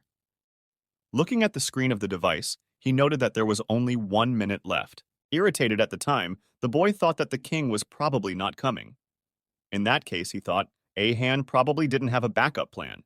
But the very next instant, there was a powerful red flash right in front of the guy's face. Such a spectacular appearance came as a complete surprise to Haejin. Immediately, he assumed a fighting stance for defense, raising his staff and displaying it in front of him. Immediately after the flash, the ground in front of the boy's face flew apart. The bright pillar of energy rose to an incredible height. The cloud of raised earth and sand was huge, and for a time, the guy couldn't see beyond a few meters. A low male voice suddenly sounded from the epicenter of the explosion, surprised that the man in front of him was not a woman. A tall man with a powerful aura walked towards Haejin, treading heavily on the ground. With a twinkle in his eyes, the king said that he didn't care if the brat was on his own or in bed with that cheeky girl. Glancing disdainfully at the boy across from him, he muttered that he'd better attack now so he could die quicker. After seeing the full power of the enemy, the guy realized that this fight would be harder for him than he had anticipated. That same evening, the lights were still on in the office of the 6th branch of the royal company in Cheongwon City on one of the floors. The man sitting in the office was methodically wiping the blade of his sword with a cloth. It was the 6th chief of the 7 departments, Namgung Jinjun. His gaze was serious for a reason. He was still considering the words of the mysterious girl from the construction site. The sister sitting next to me put the soda can down on the table and told her brother that if he frowned his eyebrows like that, he would get wrinkles. The 7th chief of the 7 departments, Namgung Jina, looked into Jinjun's eyes and asked why he was still thinking about that strange woman's words. As she continued to persuade, she muttered that even if everything this stranger said was true, then the chances of defeating the king might actually be there. But then why hadn't anyone opposed it before? With those words, the 6th chief recalled that day at the construction site. Then that girl calmly suggested that the siblings should only wait for one day. Looking confidently into the eyes of her potential allies, she mouthed that they would soon show that it was in fact possible to stand up to the king. Thinking about her words, Jinjun told his sister that they could take their time making a decision now. For now, they should wait and see what this stranger would show them. At that moment, Haejin stood confidently in front of the king. The tension around him was seriously increasing. Chulwoo interrupted the silence by saying that he remembered where he had seen the kid. When he looked at the face, he was surprised to recognize the kid as the general's apprentice. But by this point, everything about this boy had changed. From his looks to his physicality. Starting to move towards the guy, King remembered that he was then informed that some woman had taken the guy's corpse. Looking angrily into the boy's eyes, Chulwoo irritably muttered that he had noticed how Haejin had progressed the entire past year to avenge his teacher's death. In response, the boy asked the king if he was really counting the days until they met. Strengthening his aura, Chulwoo said the opposite. Energizing his hands, the king muttered that the brat must have been trained by the general's legacy. As he continued, he noted that he couldn't dream of getting his staff anymore. Slamming their fists against each other, Chulwoo shouted that he would destroy the boy, and then the legacy of martial arts would be in the hands of the royal company. In the same second, Haejin snapped out of his seat, telling his opponent that if he was so sure, then let him attack. Both opponents prepared for battle, starting to move towards each other. Swinging his fist, Chulwoo prepared to use the first phase of the Imperial Battle Rosary.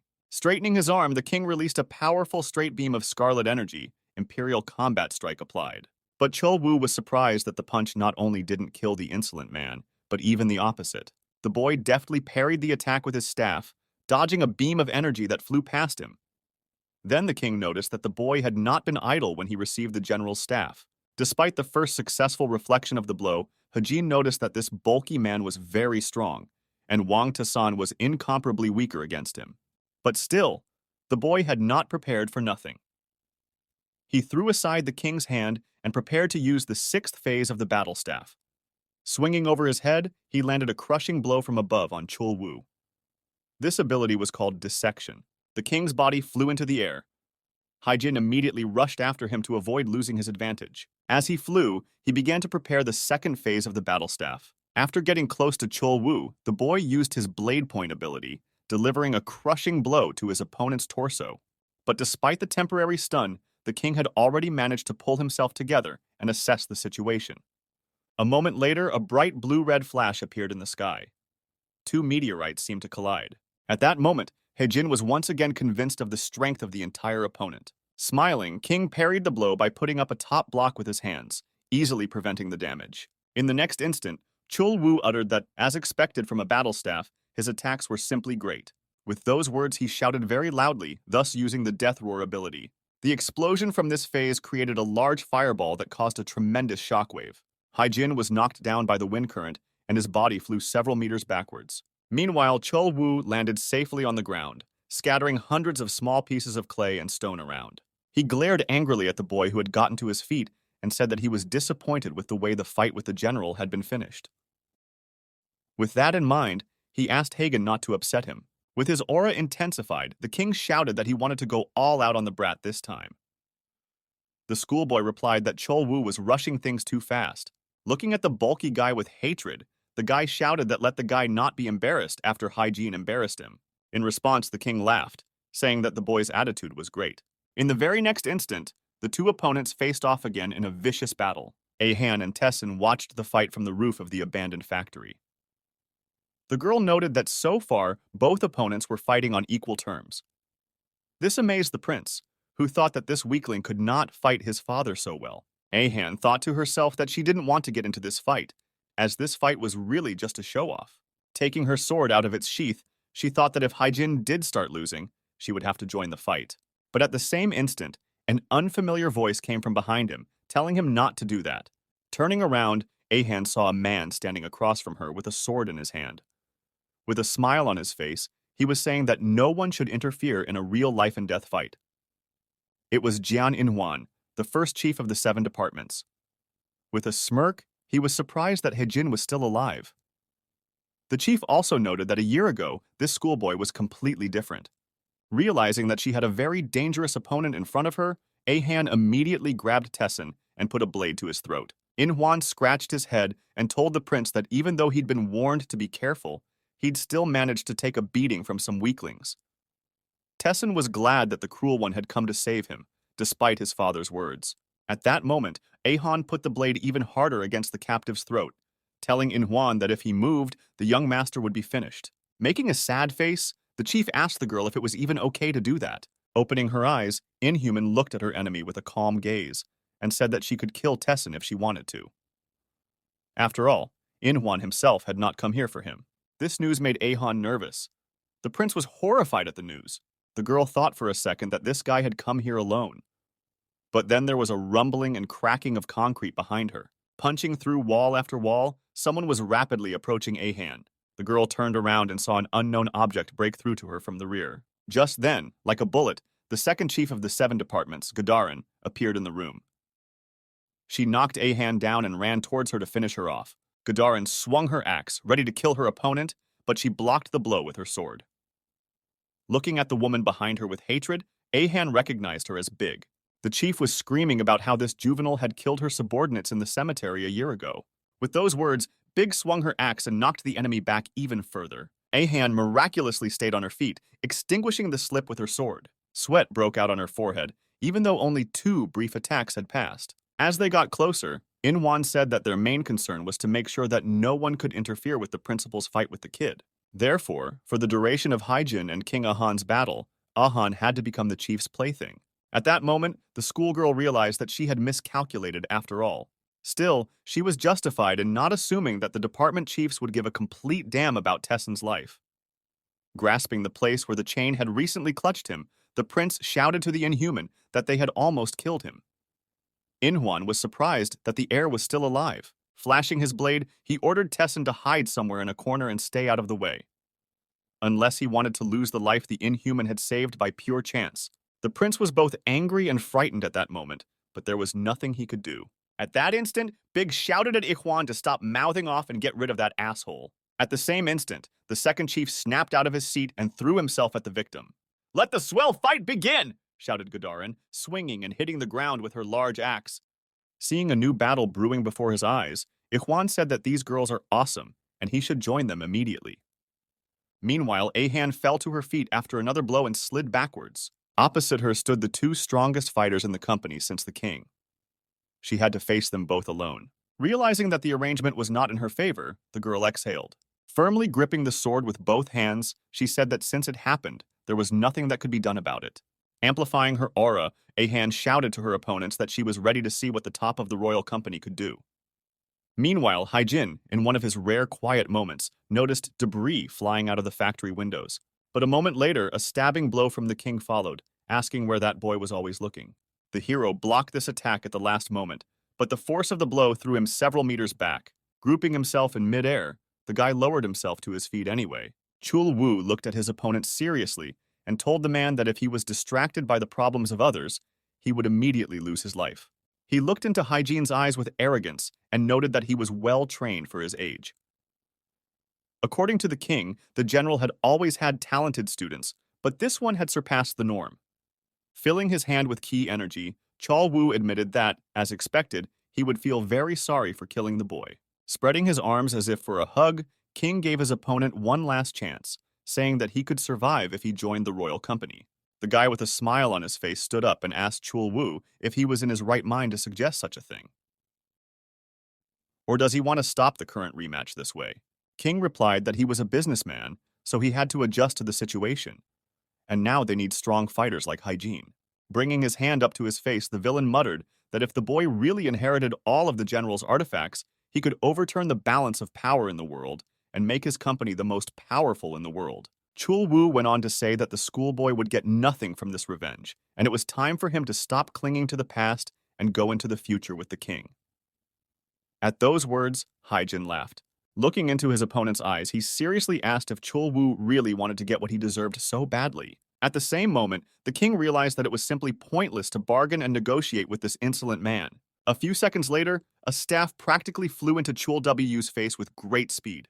The impact was so powerful that the air around it turned into one big stream. Haejin was resolute in his actions and hoped that he could at least drive the enemy away with this attack. But after the air currents dissipated, he saw that his staff had just stabbed into Chul Wu's hand. Realizing that this brat wanted to die here and now, the king decided to give him that opportunity. "That's too bad. In that case, let's change the terms," shouted the company director, followed by another energy blast that threw Haejin backwards. When he came to his senses, the guy saw that his opponent's body had transformed. His arms had become much bigger and more muscular. Now not only his eyes, but his entire face was burning with a ferocious scarlet flame. The king used the ferocious tiger ability, which colossally enhanced his physical abilities. Haejin jerked back a little, surprised that this guy could also transform, just like in some manhwa. But as soon as he thought about it, the thug hit the guy with all his might, throwing him into the air. As he managed to block the blow, the boy realized that the king's power had increased significantly. Meanwhile, Chul Wu jumped after his opponent, shouting that he thought that after the next few blows, the brat would break down and agree to join his company's fighters. The king struck the kid one blow after another, attacking from different directions. A panting Haejin realized that he really shouldn't be distracted while the fight was going on. He realized that something had definitely happened where Ahan was, but as he counterattacked Chul Wu from below, the boy realized that right now, he just had to have faith in his partner. Meanwhile, a fierce duel between the chiefs of the 7 departments and Wu Ahan continued inside the abandoned factory. The schoolgirl very deftly dodged all the blows of the attackers while not attacking herself. At this, Big, shouting nervously, praised the girl for being great at dodging punches. Using her decapitation ability, Gadarin came down on top of her opponent, intending to split her skull with a single blow. But even in this situation, Ahan managed to get away. As she expected, Big was fast and very strong. There was far more masculinity in this woman than in any other male chief of the royal company. But immediately, thanks to the pure stream sword technique, Ahan counterattacked using the opposing water current ability. The schoolgirl screamed at her rival that she couldn't cut the water her punches formed, which meant Ahan was no match for Big at all. But then the girl's blow was parried by a thin, long sword that suddenly blocked the path to the second chief. Inhuan flew to Godaran's aid, blocking the attack. He also clarified that despite his abilities, Akan was still a mortal man. Pushing the schoolgirl to the other end of the room, the Inhuman agreed that Big's technique was not suitable for fighting pure flux, and a different one should be used for such an opponent. Laughing at Godaran, Inhuan remarked that she now owed him. To this, Big replied that she was already doing well on her own. Trying to catch her breath, Ahan realized that fighting against 2 opponents at the same time was hard. And if Inhuan got involved in the battle to the fullest, things would change for the worst for her. The girl thought that maybe now would be a good time for a backup plan. However, if things went wrong, there would be little chance of survival. Her musings were interrupted by a suddenly pouncing Godaran, who asked why Ahan was distracted from fighting her. Inhuan jokingly replied to Big that the girl in black is bored because the second chief is too weak. But immediately, Cruel strengthened his aura and suggested that Godaran end it, as he was getting bored with such boredom. This was the phrase Ahan heard, and it startled her. At that moment, she realized there was no time to hesitate and started cooking something extraordinary. Big, standing across the room with her axe, was surprised by the unusual glow in the girl's hands. It didn't bode well. Ahan was ready to confidently counterattack, realizing she had no choice. But suddenly, Inhuan noticed suspicious lights glowing nearby in the forest. Looking closer, he realized it was a convoy of police cars. Suddenly, the fight between the king and Haejin also paused. Chul Wu looked in astonishment in the direction of the annoying sounds. Upon realizing that they were police cars with people running out of them, the company director irritably complained that these guys were really pissing him off.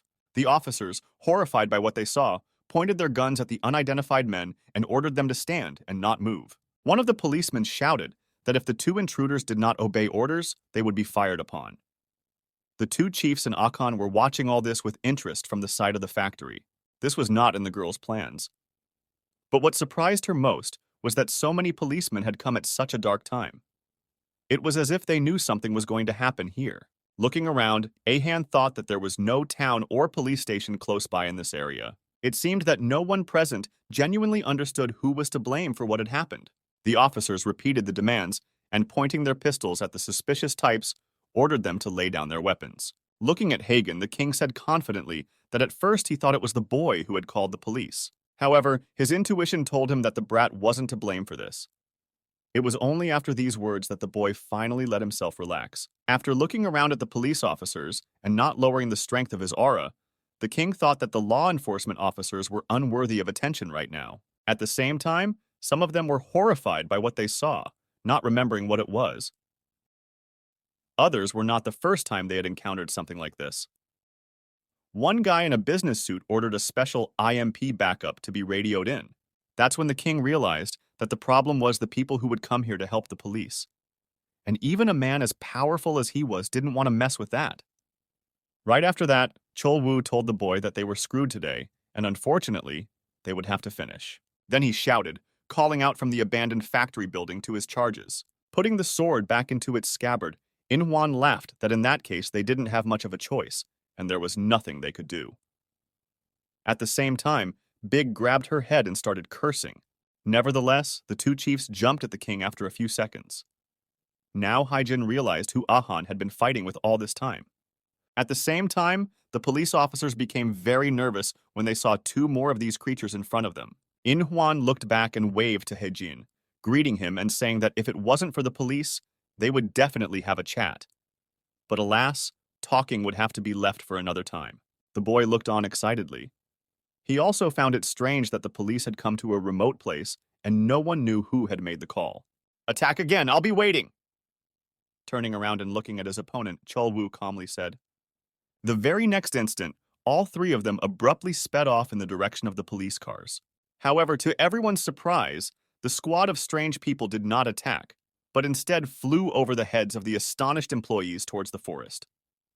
Haijin thought for a moment as they soared through the air like that, but suddenly, the calls to surrender their weapons were repeated again. That's when the guy realized he'd been here a long time, and there was no more time to chill. Turning around, the boy took one leap away from the cars and flew toward the factory. Landing at the window, he asked Ahan if she was okay.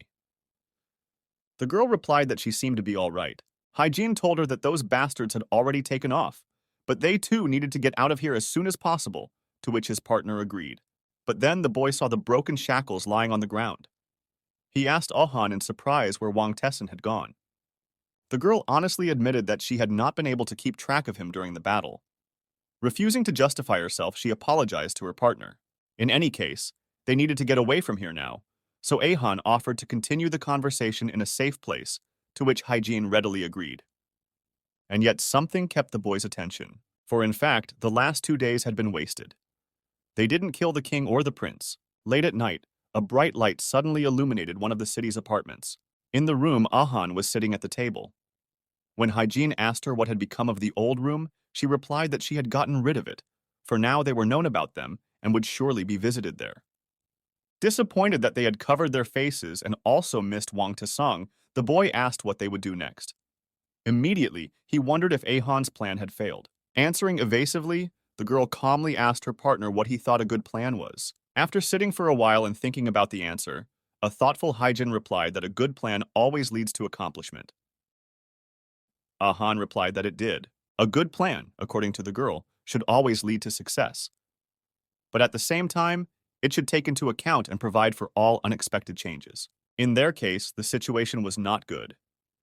It would have been great to take out Chol Woo in the same place. But it's not that bad, because they're both alive, and Haejin now knows that he's just as good as the king. Akon added that she has calculated a plan of action, even in case they lose. In this way, the girl noted that she was ready for anything, and her partner shouldn't worry. Exhaling, Haejin praised her friend for her resourcefulness. Ahan said that it was very unfortunate that suddenly the police intervened in the situation. She didn't understand how this happened, because she had definitely looked that the area was completely empty. Haejin pondered for a while and, unexpectedly, said that he had one suggestion for the problem. After the girl called Tessen's father, she left the phone in the same place where the prince had been tethered. Ahan confirmed that the device was no longer needed, and she had hastily left it there. Realizing what her partner was getting at, the girl asked if it was Wang Tessen who had called the police. The logical question was why he would do that. Haejin said he had an idea. According to the guy's version, the prince didn't want Ahan to die and decided to save her in this way. This assumption caused a storm of contradictory emotions in the girl. The moment the wounded Tessen was running away from the battlefield, Ahan was fighting two opponents at once. Since the prince didn't know that the girl was also a martial artist, he could logically assume that she could easily die there. Haejin finished thoughtfully that although Tessen seemed strange to him, there was a possibility that Han really liked him. At the same time, an unidentifiable type in a dirty business suit was shouting through the narrow shopping streets of the night town. It was Wang Tessen. For a moment, he fell off his feet, cursing at the bitterness of betrayal, thinking that he had really just been taken and abandoned. A recent memory popped into his mind. Through the hole in the roof of the factory, he saw the royal company trio speeding away from the scene. His father, Wang Chol Woo, was the leader of the group. But knowing that his son could still be at the bottom, he still only looked ahead without trying to find his successor. This act of neglect upset the young master. Lying on the ground and looking at his phone, he tried to figure out how come they'd gotten to this point. The screen on the device at the same time showed outgoing calls. To confirm Haejin's theory, the last call made from Tassan's phone was a call to the police. Sitting down with his back to the store, the boy sadly lowered his head and wondered what he should do next. At the same time, it was also turbulent at the royal company's headquarters in Cheongwon City. Two guards in business suits stood near the main entrance to the headquarters. One of them was holding a freshly ironed white shirt. Suddenly, the sky in front of them opened up, and a huge pillar of scarlet energy hit the ground. Director Wang Chol Woo, Jang In-hwan, and Godaran arrived at the base. All of them, except for Brutal, of course, were in a depressed mood. Walking over to the staff and taking a clean shirt, the king said that they had done a good job today. In-hwan replied cheerfully. He had been bored a lot lately, but today had made him have fun. Big shouted unhappily that nothing good had happened today. The police were to blame, as always, for showing up at the wrong time and disrupting all the plans. The king replied that there was no need to hurry because they wanted to kill him, so they would still have time to fight properly. Nevertheless, they all needed to be on guard. Chol Woo ordered In-hwan to tell all the leaders to be on guard. For his part, Krul reminded the king that his son, as it turned out, was still alive. With a smile, he asked what the headmaster was going to do with him. The king thought for a while. His face seemed to darken. Moving towards the entrance of the building, he ordered Wang Tesang to forget about Wang Tesang. This weakling had been thrown off the cliff, and it was up to him to decide whether he wanted to die or become stronger. In response to the sentence, Inhuman remarked that the king was especially strict today. Looking at the departing chief, In-hwan said he hoped that Big would give the director's instructions to all the supervisors himself. Godaran responded by asking where Brutal was going again. Meanwhile, the king, in his study, opened a bottle of new 20-year-old whiskey. Stretching his tired neck, he picked up his glass and thought it would be a good idea to lie down and rest now. Sipping his whiskey, Chol Woo thought that this day would either be another bad memory for him or a decisive turning point in the fate of his entire company. A sudden phone call from an unknown number interrupted his thoughts. Putting his glass on the table, the king reached for the phone, complaining that he was not allowed to have a proper drink. "What do you want, Emperor?" Chul-woo asked, answering the unknown call. At that time, he immediately realized that only the leader of the Special Martial Arts Master Management Bureau could know about what had happened so quickly. On the other side of the conversation, a man in an expensive suit stood looking at a board of printed dossiers and plans. Breaking the silence, the emperor said that he had learned that a troubling situation had occurred with the king. Nervously emitting energy from his eyes, Huang Jaiho suggested to Chol-woo to urgently discuss all of this. Out of the last hope, the king asked what the emperor meant and added that they had nothing to talk about. To this, the head of the bureau replied that there was no need to play the fool, for the police already knew everything and had reported to him personally. According to Jaiho, he had received a report of suspicious disturbances in an abandoned factory. It was said to be caused by a martial artist who had suddenly appeared. Trying to get the emperor out of the picture, King said it was an internal company problem and the bureau had no reason to get involved. Jiho said he understood, because according to the 18-year-old treaty, no one has the right to interfere in each other's internal affairs. But immediately, the head of the bureau added that he was still a little concerned. And the main reason for his concern is the question of whether the royal company is able to cope with its internal problems on its own. Just then, the emperor said that if the friend King needed help, his bureau was capable of assigning agents to the case. This suggestion infuriated Chol-woo. The king replied that he didn't need any help. When Jaeho heard this, he replied that he understood perfectly well. The bureau leader wished the company good luck in rectifying this situation and reminded them that it would soon be exactly 20 years since the signing of the treaty between God, the king, and the emperor. After hinting that the problem should be solved by the anniversary, Jaeho was looking at the cover of another weekly spy report on the royal company. Chul-woo said he understood and hung up. In just a moment, King had already smashed his phone to pieces. He looked at his right hand in fury. No one had ever pissed him off as much as the emperor. The bastard constantly looked down on him. His face was filled with hatred. At that moment, he thought that sooner or later he would wipe the bureau into dust and would definitely break the arrogance with which Jaeho treated him. Pet the cat.